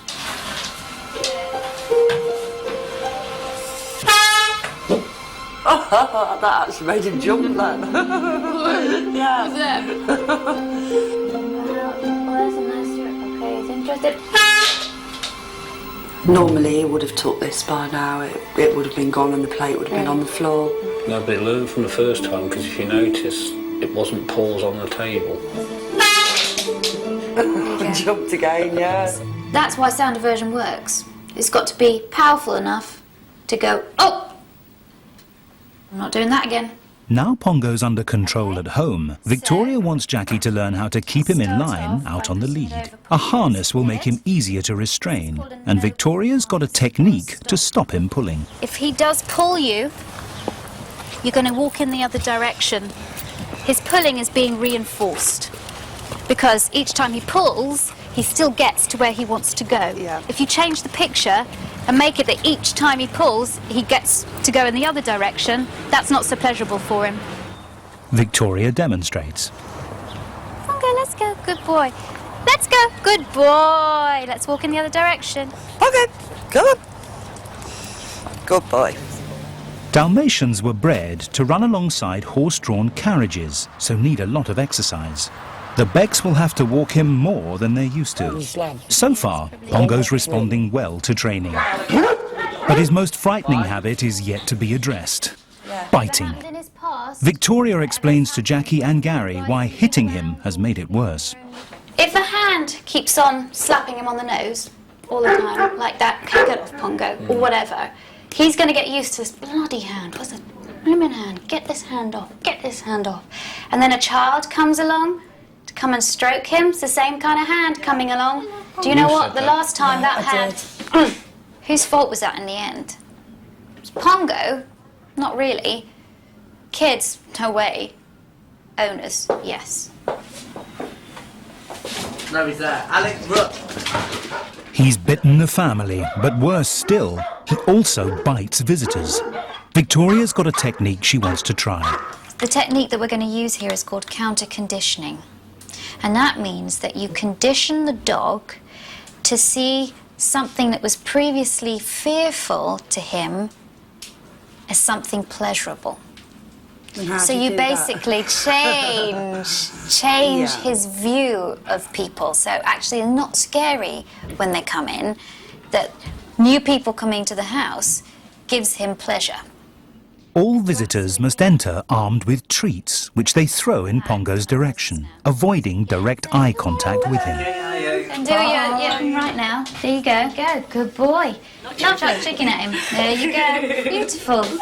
Lovely. Let him come and sniff. Chuck chicken now. That's it. Lovely. And then just chat. Don't look at him. If he comes up to sniff you, don't worry. He's not going to do anything. The technique is going well until Pongo takes a sudden dislike to Ryan, one of the visitors. You're fine. Hey! Okay, get him out. Come on. Get him out now. What just happened was a completely unprovoked attack. You can make him sit, you can make him come to you, you can work him, you can give him lots of exercise. You can do all of these things that we know help dogs that suffer with this kind of problem. But he still remains unpredictable. Most people are frightened by noisy barking dogs, but Pongo's far more dangerous because he gives no warning and goes straight to bite. It's very worrying. Victoria sits down with Gary and Jackie for a crisis meeting. When you're talking about biting, I cannot give you any guarantees that this dog will not bite again in the future, even with everything in place. And that's the thing that you have to understand. If you castrate along with behaviour therapy, you might see a change. We're hoping you see a change. We've got to the stage where that's it. You go into the vet, so I'm going to have you put to sleep. You're the owners, you're the ones that make the decision. I don't think Pongo should be put down. I really don't think Pongo should be put down. No, we don't. But you get to the... It's like you're living on the edge all the time. Is he going to be good today? Or is he going to be evil today? The next day, Pongo goes to the vets.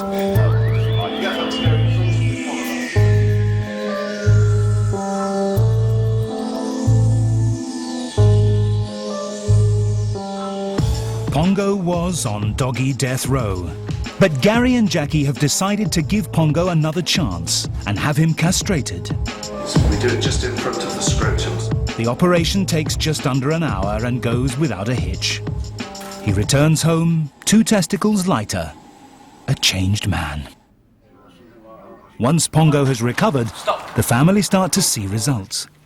Pongo now knows his place, and it's not on the sofa. And amazingly, even the stealing has stopped. He now has a routine. He's fed and walked at regular times. And if he reverts back to his old habits, Gary and Jackie keep him in line with Victoria's methods. Come on. It's getting better and better. With each day I get happier and happier. As you can see, it's easier now. Life is easier. Gary and Jackie are delighted with the new and improved Pongo and are optimistic about the future. Victoria has made sense of it all. When she sort of talked about her observations, I was like absolutely horrified, and I thought, oh my God, this woman is majorly harsh. We're not this bad, surely. And I started to think, well, yeah, she's actually right. What she's saying, we are reacting badly, and he's reacting badly back. He's a totally different dog. It's a pleasure for Pongo to be in the room. The environment has changed. He's become a friendlier dog, and I think we've become more dog-friendly as well. Victoria still has some reservations about Pongo's unpredictable behaviour. Jackie and Gary have worked really hard, and that's encouraging for me to see. Pongo is responding so much better to them. He's more relaxed, and I think that is a combination of training and the neutering as well. It's their job to make sure that the biting never, ever, ever happens again. Can you change your whole life for the next 13 years, it could be 13 years, for your dog? Jackie and Gary say they can. All we need now is Victoria to come back and teach the children. Yeah. Meet Lily. She's a pedigree Bichon Frise, the Paris Hilton of the dog world. Look at Lily, doesn't she look pretty? Mummy Claudia dotes on Lily. Oh my God, that is so cute. It's like a little cloud, little puffy thing. But the rest of the family, husband Danny and sons Charlie and Daniel, have had enough. She'll poo on the carpet, pees everywhere, she'll bark. You can't really go anywhere with her because she'll just try to bark at everything. She's just too naughty. What with all the football, you know, I'm outnumbered. So I thought, yeah, get a girl. She may be Mummy's little girl, but this tiny prima donna ain't no lady. Oh no, Lily! Lily has been the catalyst for 90% of our disagreements. Stop it! I can't have a decent telephone conversation. I can't watch a TV programme. I can't have 5 minutes peace and quiet. She barks for no reason. Lily's barking is also driving the neighbours mad. She just runs up and down, as you can hear her now, constantly all day, panting, trying to get my cats. And constant barking. And on top of all that barking, Lily shreds the post and fights the cat. Her constant demand for attention puts a strain on family life. Lily! Danny, can you try and take her away? Lily! It's got so bad that Claudia doesn't even go on family holidays. Usually it's just me and the boys because Claudia has to stay at home with Lily. Worst of all, Claudia's brought Lily into the couple's bedroom. And that's meant years of sleepless nights. Apart from Danny and I probably divorcing over it, it's not really a relaxed environment to live in. We should have had a baby instead of a dog. Well, that was your choice. I did say let's have another baby and you said no. I don't believe you said that. Do you mean you sound like a little girl? I think if it ever came down to the question, is it me or the dog, I think I know what the answer would be. I'm frightened to ask the question because I think I know, which one would go. Victoria knows spoilt dogs can cause family chaos. Dogs are dogs, they're not children. I see loads of problems where owners treat their dogs like babies. Dogs need discipline and structure. They need a leader, not a mother. As soon as Victoria arrives, Danny wants to show her how destructive his pedigree princess can be. Does she always do this? Every day, she will attack the letters, yeah. Or your bills? Yeah, I don't mind if she eats the bills.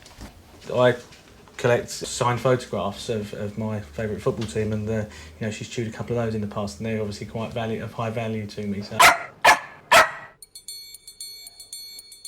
Lily's costing the family money, and her constant barking is maddening. But the behaviour that's really driving her owners apart is her waking them repeatedly throughout the night, desperate for the toilet. She scratches on the side of my bed to go out, and I'm so worried that she's going to have an accident and that Danny might get up before me and find, you know, either poo or wee on the floor. And you never get up? No. I'm going to lay down the law here. No more sleeping on the bed ever. This is more of a behaviour problem, it's more of an attention problem, and it's a problem that we are going to rectify. There is no structure to Lily's day. You leave the food down all day, so you let her go and come and go as she pleases. Yeah. She eats around the clock and toilets whenever she wants and wherever she wants. How terrible can it be to get up in the morning and put your foot into a puddle of pee? It obviously doesn't start your day off good. So Claudia feels she has to lie to Danny and cover up for Lily. Not again. Lily should be going to the toilet outside. If you feed your dog around the clock, he or she will need to eliminate pee or poo around the clock. If you feed your dog regular meal times, that means regular bowel movements and easier house training. Lily's bad indoors because she never goes out. She never goes out because she's even worse on the street. Hey, Lily! See, I get so embarrassed, I really do. I see this lead as a telegraph wire. It transmits all your feelings from you down to the dog. That makes me feel even worse, actually, to think that, you know, it's the way that I am, it is making her worse. Claudia's anxious behaviour is making Lily worse, but she's not the only one to blame. You have a dog, and it's not something that you really wanted, but you're still responsible for that dog's education. It doesn't just fall to one person, it falls down to you too. You never walk the dog. Why is that? It's a girl's dog. It's a girl's dog. It's a girl's dog. Yeah, I feel stupid walking. You feel stupid walking a girl's dog. Walking a girl's dog. Because it looks like a girl's dog. That's really bad. I don't think you're giving Lily enough credit for who she is. She can see better than you can, she can hear better than you can, she can smell better than you can. Yet she's a girly dog because she looks white and puffy and lovely. If me taking her for a walk is going to make her a happier, better dog. Great. But Claudia's also got to change her attitude to Lily. She has more hair products than I do. I can see from this that Lily is quite a spoilt dog. And her behaviour is telling me that she is a very spoiled dog. You're not giving her the right signals for leadership. That's what Lily needs. It seems that all your attention is going on Lily. She has you wrapped around her little paw. Typical. We're on the floor. Where's Lily? She's on the sofa. I think this illustrates perfectly where you are in the pack.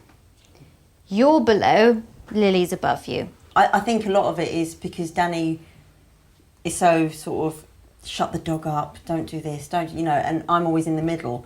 I think I sort of feel a bit sorry for her. By giving in to her, though, actually you're making it worse. Yeah.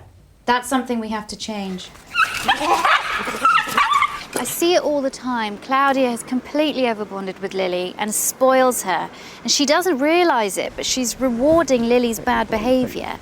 She's got to stop spoiling Lily and start behaving like a leader.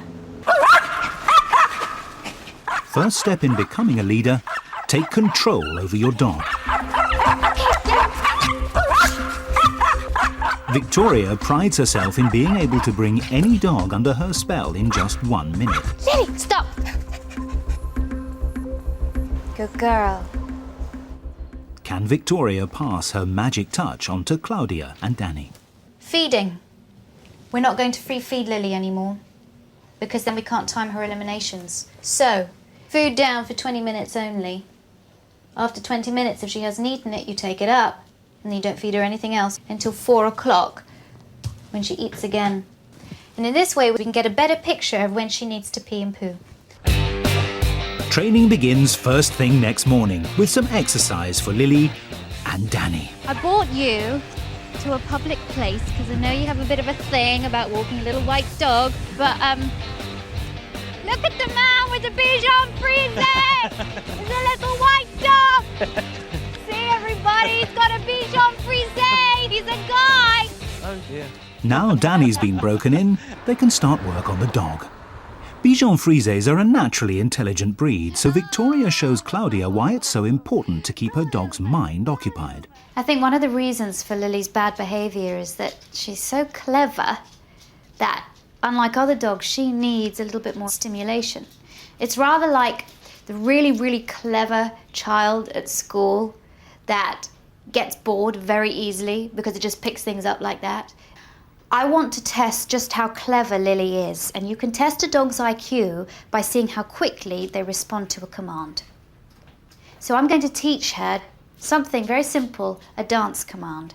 And we'll see how long it takes her to realise that she has to do that to get this treat, okay? Lily lamb. Hi, sweetheart. Lily wants the treat so badly, she works out what Victoria wants her to do.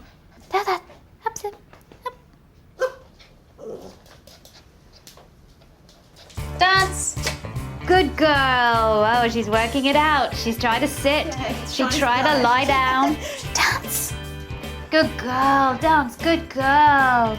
Dance! Good girl. Dance, dance, dance. Good girl. She picked that up so quickly. I mean, you can see she's a really, really clever dog. And that's why she gets so bored. Because she needs extra stimulation. There's stimulation, and then there's obsessive behaviour, like Lily's determination to attack the post. This is just a great game for her, but it's an inappropriate game for you. All right, so Danny, just jangle the letterbox. Don't put anything through yet, just jangle it. Okay.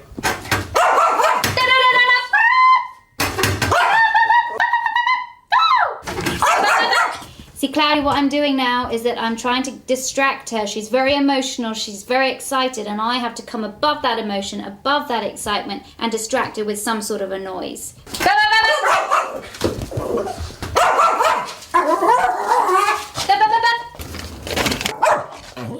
Once Lily's learned that Victoria's in charge, the training can move up a notch. I'm just going to let her off the lead and see what she does. Good girl, Lily. Good girl, Lily. Good girl. Another one. Good girl, Lily. Good girl. Good girl, Lily. Good girl. Victoria's established she's in charge here, and not Lily. But can Claudia do the same? All right. So, take my place. Okay. Okay, then.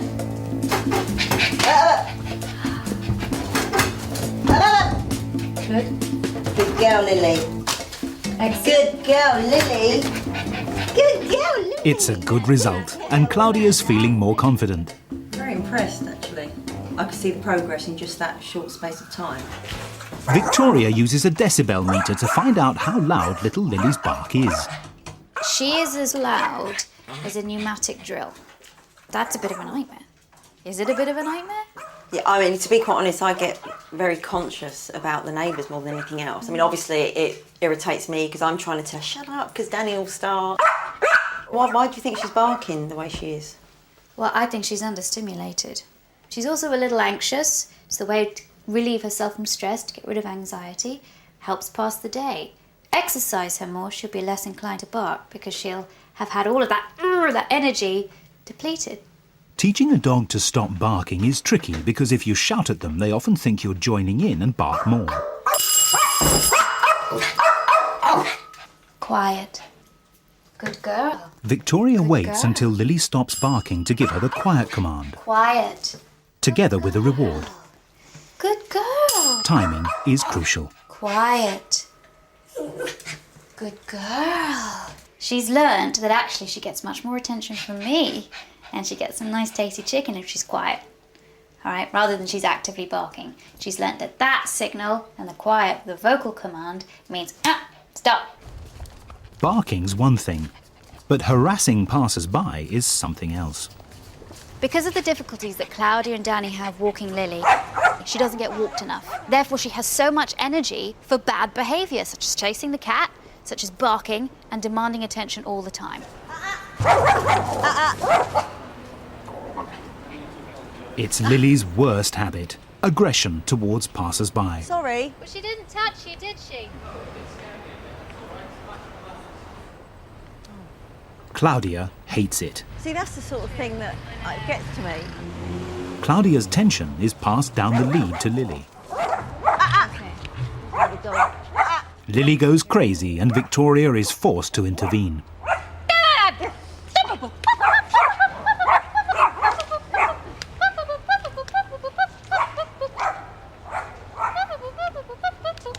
Claudia, what I'm doing is that she went crazy because she gets so stimulated that when she's in that mood, there is nothing you can do. No. And she's just too hyped up, too hyped up. I don't care what anybody says, I just don't care. She's too much. Your job is to distract her before that happens. Good girl, Lily. Good girl. Turn around. Turn around now. That's Lily, it. Good come girl. on, Lily. Victoria instructs Claudia to turn away from approaching pedestrians Lily, come on. and deprive Lily of the time to get excited by them. Good girl. So when she turns again to meet them, Come on, Lily. Good girl. Good Straight girl, past. Lily. Lovely. Lily's emotions are in check. Good girl. Well done. Good girl, Lily. Good girl, Lily. Change Good girl, direction. Lily. That's it. That's Come on, it. Lily. Come on, Lily. Good Now girl. change. Come on. Good Come on, good girl. Good girl, Lily. Good girl. As Claudia's confidence grows, Lily's behaviour improves. Excellent. Your whole demeanour has changed. Yeah, it felt good. And all your energy was going right down there. Yeah. Claudia might have cracked the walk, but she's refusing to enforce Victoria's no dog on bed rule. The bond between mummy and dog is so strong, Victoria decides she has to separate them. We want you to have a good night's sleep. We also want Lily to have a good night's sleep. And both of you aren't. If Lily sleeps well, she's less likely to be anxious. So, you're going to have to sleep in bed and not give her one little bit of attention. Maybe easier for you to do, Danny. But I think it's going to be very hard for you to do, Claudia. So I'm going to make it easy for you. You're actually not going to be here tonight because we want to see what Lily's going to be like without you in the bedroom. See you later. You be a good girl. She'll be fine. Bye. Bye. Funny thing is, I think she trusts me with the boys. I'm not so sure she trusts me with the dog. And perhaps with good reason. I noticed the water bowl's down there, but there's no food. Why did you not feed Lily? I didn't realise it was on the chart. That's the chart you've got to read every day. That's why it's up there. Shame on you. With Lily's feeding now back on schedule, Victoria begins a doggy PR campaign with the men of the house by demonstrating how quickly she can learn, like understanding hand signals. I'm now going to make her sit using a hand signal alone. Watch the hand signal very, very carefully. Lily. Good girl. Each time Lily sits down on command, Good girl. she's rewarded with a treat until she associates the hand signal with sitting down. Do you see what it is? Okay, first up. You put your hand in front of her nose, raise it. That's beautiful. Very good. Tell her good girl as well. Lovely. Lily. Oh, good girl. Lily. Lily. Good girl. Good girl. You see how clever she is? Very, very quickly, she understood that that signal means sit. Very clever. I was expecting her to take ages to do it. But she just done it straight away. Unbelievable. Yeah. I think if Claudia saw that, particularly me showing her and doing it, she'd fall over. She'd be shocked. And for fun, Victoria teaches Lily how to do a high five. Lily, high five. Oh, good girl. What a good girl. The speed with which she picked it up was remarkable. You know, I get told off for calling her a dumb dog, and clearly she's probably not as dumb as I think. And after a hard day's training, time for Lily to learn her new nighttime rules. I don't know what's going to happen tonight. It could go either way. Either Lily's going to realise that Claudia's not here and she's going to settle down and go to sleep, or she's going to become more anxious. So I want you to go to bed, put your earplugs in, and that's it. It should be ignored, I can guarantee you that. Ignore. I don't care whether she barks, she yelps, she scratches, she pees, she poos, nothing. All right. Claudia and Lily have never spent the night apart, but putting some distance between them is key to Victoria's strategy. The night starts off peacefully enough, man and beast in their respective beds. But soon Lily makes a break for the door. When it isn't opened, she goes in search of Claudia. It's a short-lived stay on the bed, and once Danny puts her back in her basket, amazingly, that is where she stays.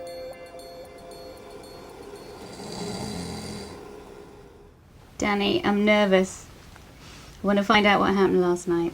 Please say it was okay. I wouldn't have known she was here, frankly. There were no puddles, no accidents. No accidents anywhere. Yes! So, yeah, remarkable. It's really important that Claudia doesn't let Lily out in the middle of the night now.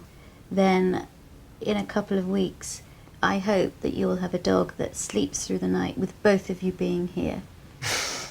No. Bad girl. Good. Once Claudia's at home, it's time for Victoria to leave family and dog alone with her techniques. Over the next few days, things improve dramatically. Claudia's finding walking Lily much easier.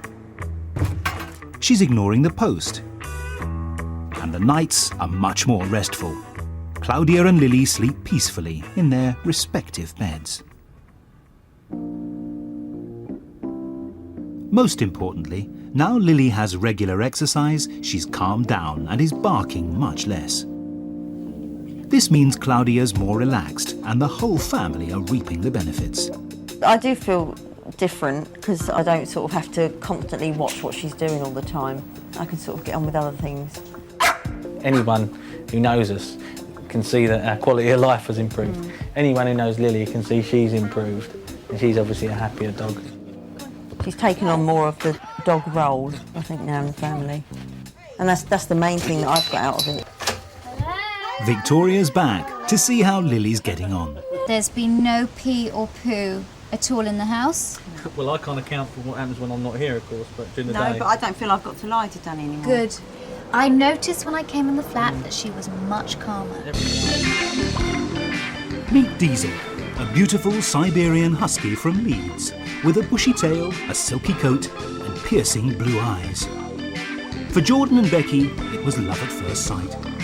When his eyes opened and I saw his blue eyes, I loved his blue eyes. Amazing, fantastic, beautiful little husky. But in recent months, Diesel stopped being a blue-eyed boy and turned into a devil. I don't like it when he gets angry because they just go red. And it looks scary. No! She's discovered Diesel's got a dark side. Diesel! No! Diesel! Down! Demon dog. Since hitting doggy adolescence at 6 months, Diesel's behaviour has spiralled out of control. He's turned into a sex pest. Becky's friends are constantly humped. He sprays his scent everywhere. Look, his weed on the bed. And Becky's been scared out of the kitchen, off the sofa, No! and into tears. He probably bites me on a regular basis. I'm just used to it now. I am scared of him, yeah. No! When they decided to get a dog, Becky never wanted a husky. I wanted a chihuahua, but Jordan didn't want a chihuahua. And can you imagine me walking with a chihuahua? And she wants to dress it up in little pink suits and stuff? I don't think so. When Dad's around, Diesel is the model pet. But as soon as Jordan's out of the door, Diesel turns.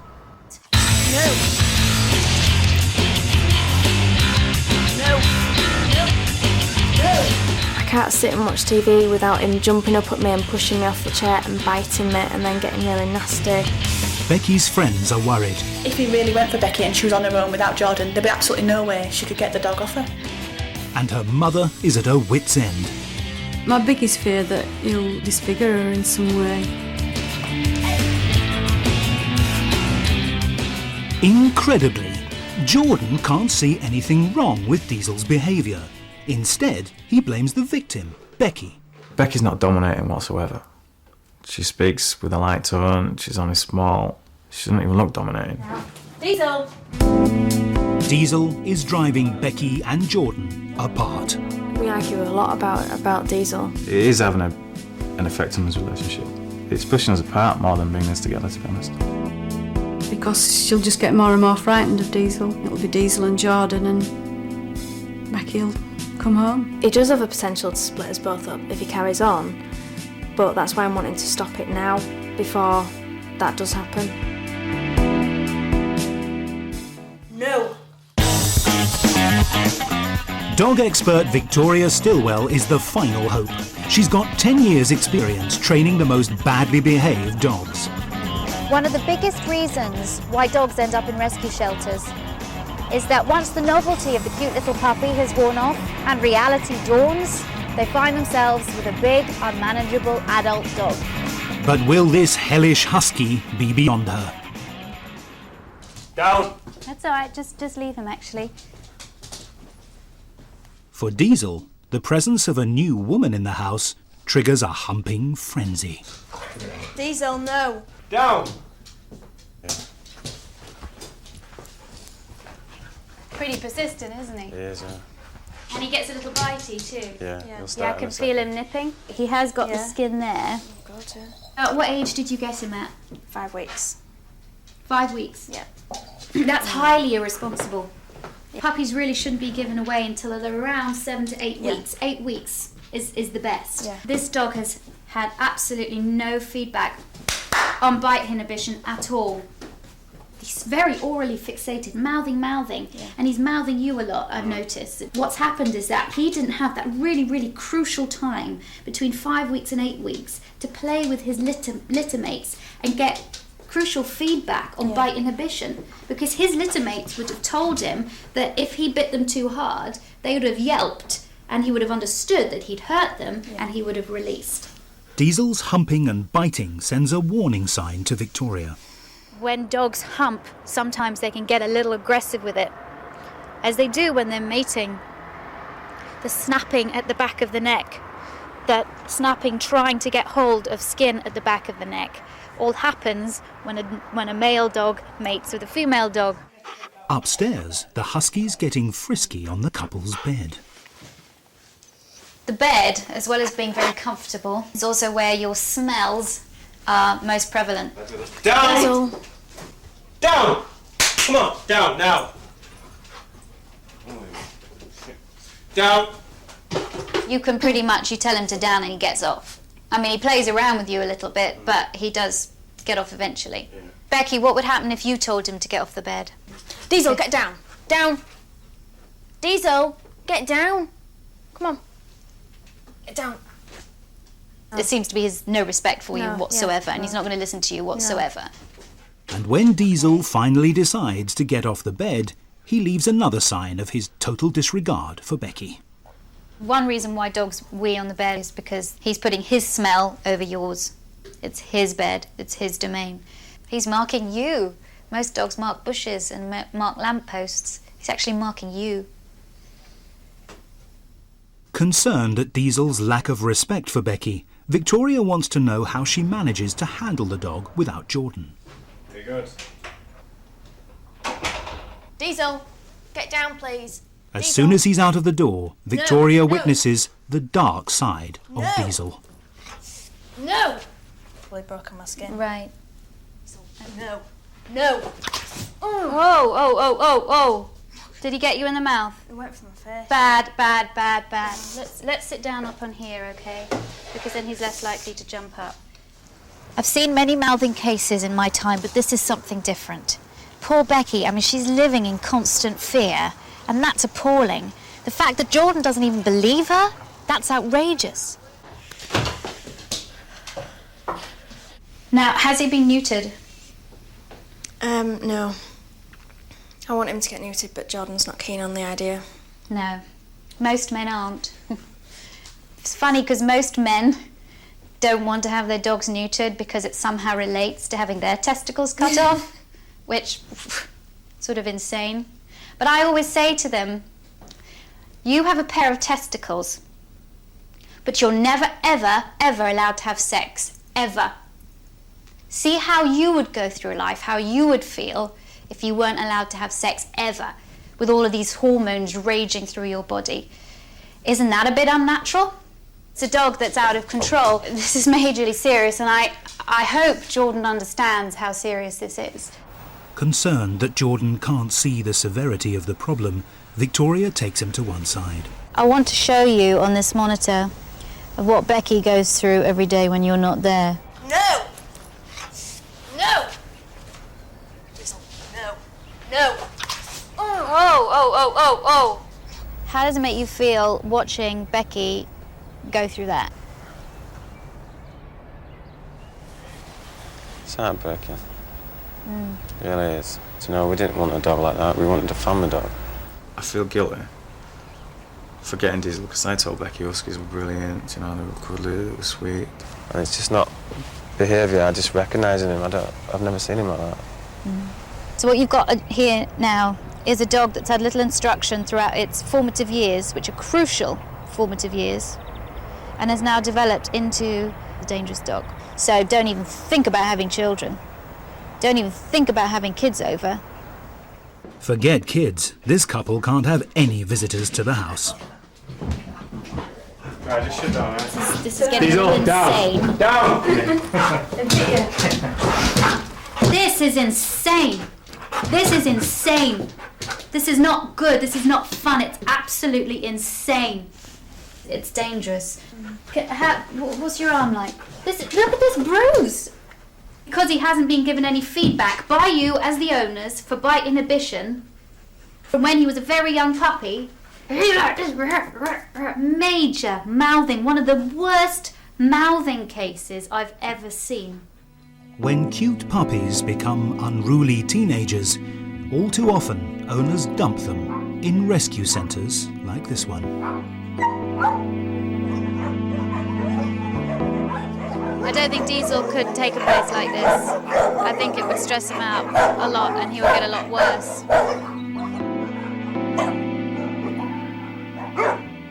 It's alright, I know, and I know it's tough to see it, but it's just reality.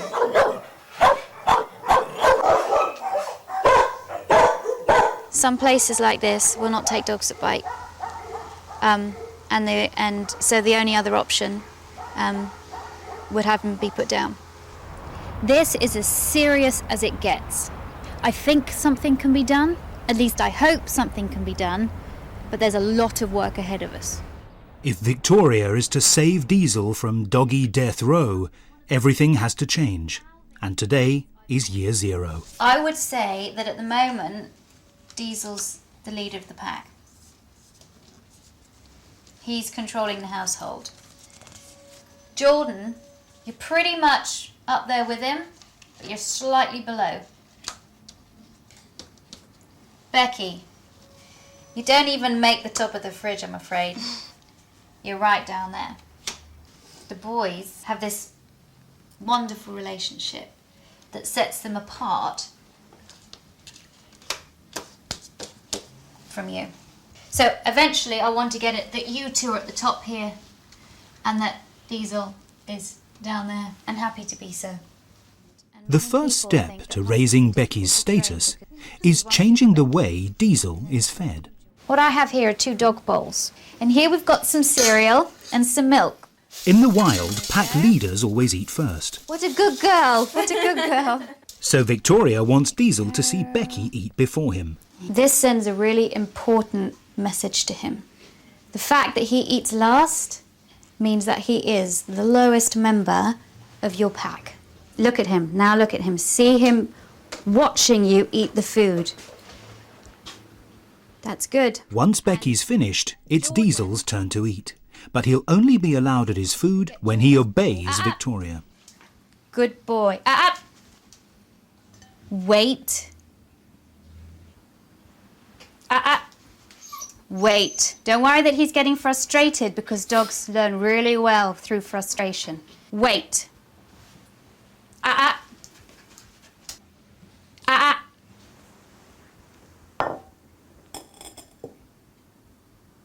Good boy. Take it. Good boy. From now on, Becky will feed Diesel twice a day.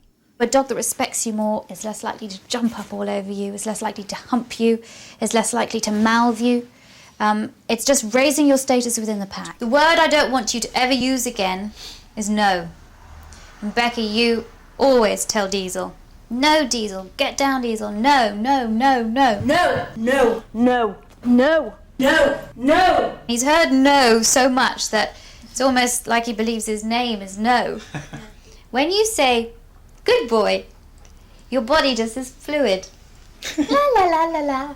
Good boy. Good boy. Yeah, with the head action too. Yeah. When you go your body suddenly tenses.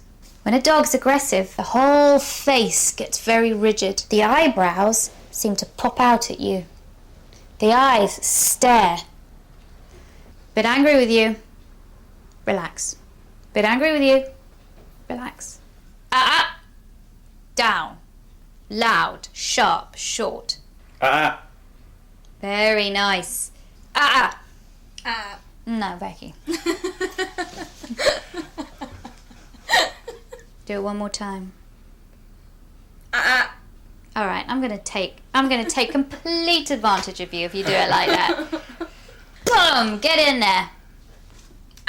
That's much better. Much better. Million times better. All right then. As well as scolding your dog when he's bad, Victoria believes it's vital to praise him for good behaviour, something Becky has never done. Victoria's brought along her clicker, a device specially designed for dog training. The sound of the clicker is a unique sound, and we pair it up with something pleasurable. We click and then we treat with a food reward. And that means that each time the dog hears the click is a precursor to something delicious. So he begins to see this little sound as a reward. Diesel, come. Good boy. Diesel, sit. Good boy. You mark it within the second of the behaviour, within 1 second. So click and treat. Good. Sit. When the training's complete, Becky and Jordan will be able to phase out the clicker. Having established the basics, Victoria wants Becky to combine her vocal command with the clicker to keep Diesel out of the kitchen while she cooks. Good boy. That's it. Go back into the kitchen. It's a great result. Until now, Becky has had absolutely no control over the dog. Why? Click and treat. So you still click and treat? Yeah, because he's still staying out there. For Diesel, he's done really, really well. He's been obedient. It's been a great feeling not to shout at him. It's fantastic. Like a different dog, wasn't it? Yeah. So far, so good. But Victoria's about to tackle Diesel's more serious problems using her sound aversion therapy. Dogs' hearing is 4.5 times more sensitive than humans, so a loud noise is a very unpleasant experience for Diesel. He jumped up at you, and I don't want him jumping up at you, I don't want him mouthing, nothing. Sound aversion works at first, but no matter how painful the noise, Diesel just can't help himself when it comes to Victoria. All right, so now he's going to hump me. Diesel, come! Diesel! Diesel, come! He's stopped molesting Becky and turned his attention onto Victoria.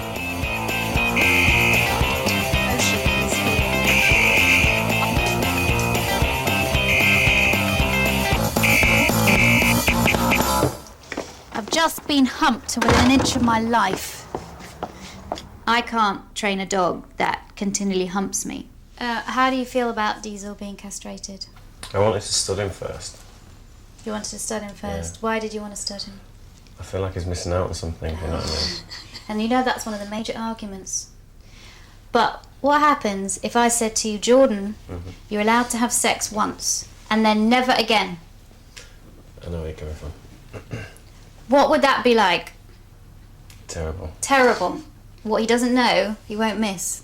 But a dog's thinking less about its balls. It turns its attention more on its human owners. It brings that respect up, that desire to listen. There's not all this testosterone going through the body, making them crazy. So will you do it? Yeah. I'm in for it. Yeah? I'm in for it. Yeah, what's up? With Becky and Jordan on board, Victoria sets the ball rolling and books Diesel into the vets. Oh, he's so good. Rather than have him fully castrated, she opts for chemical castration, which will lower his testosterone level. This way, training can continue immediately as Diesel won't need recovery time. Good boy. Back home, and Victoria can begin treating Diesel's most serious problem, his jumping up and biting.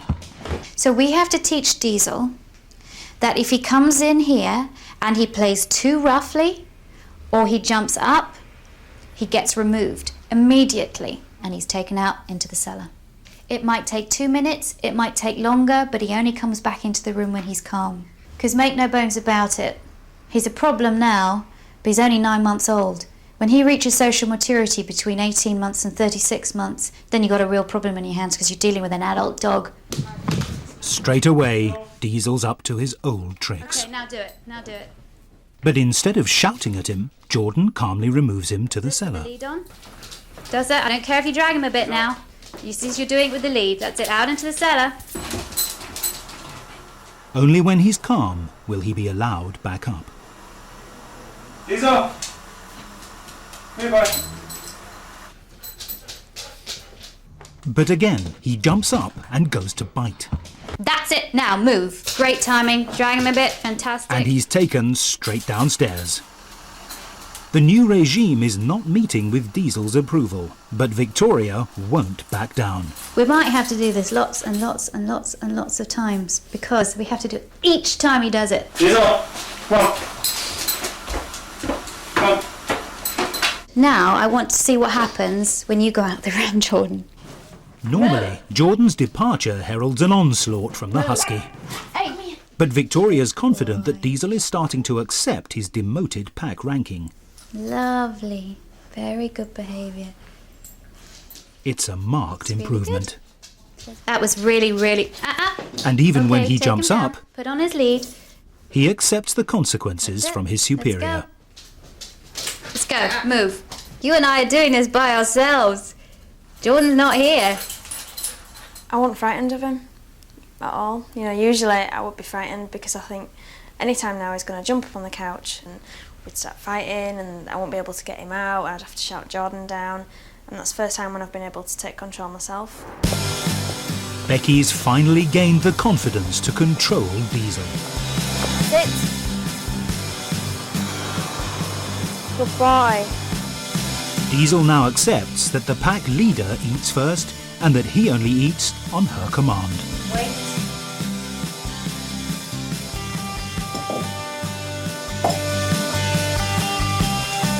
Good boy.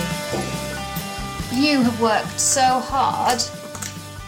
You are both the leaders now. Diesel is where he belongs, below you, and there's no more boys' club. And to keep Diesel's mood calm, Victoria's taught Becky how to treat him with a relaxing massage. When you want to calm down, you use slow, circular, gentle, calming movements with your hand. His ears are back, not because he's being aggressive, his ears are back because he's going, Good boy. Diesel looks like a reformed character. The acid test is how he behaves when Becky's family brave another visit. This is good.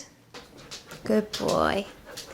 Look at your dog now. Less than a week ago, Diesel subjected Becky's mum and sister to a mauling. So when was the last Now he's the lovable husky Becky and Jordan always wanted. And Victoria's work is done.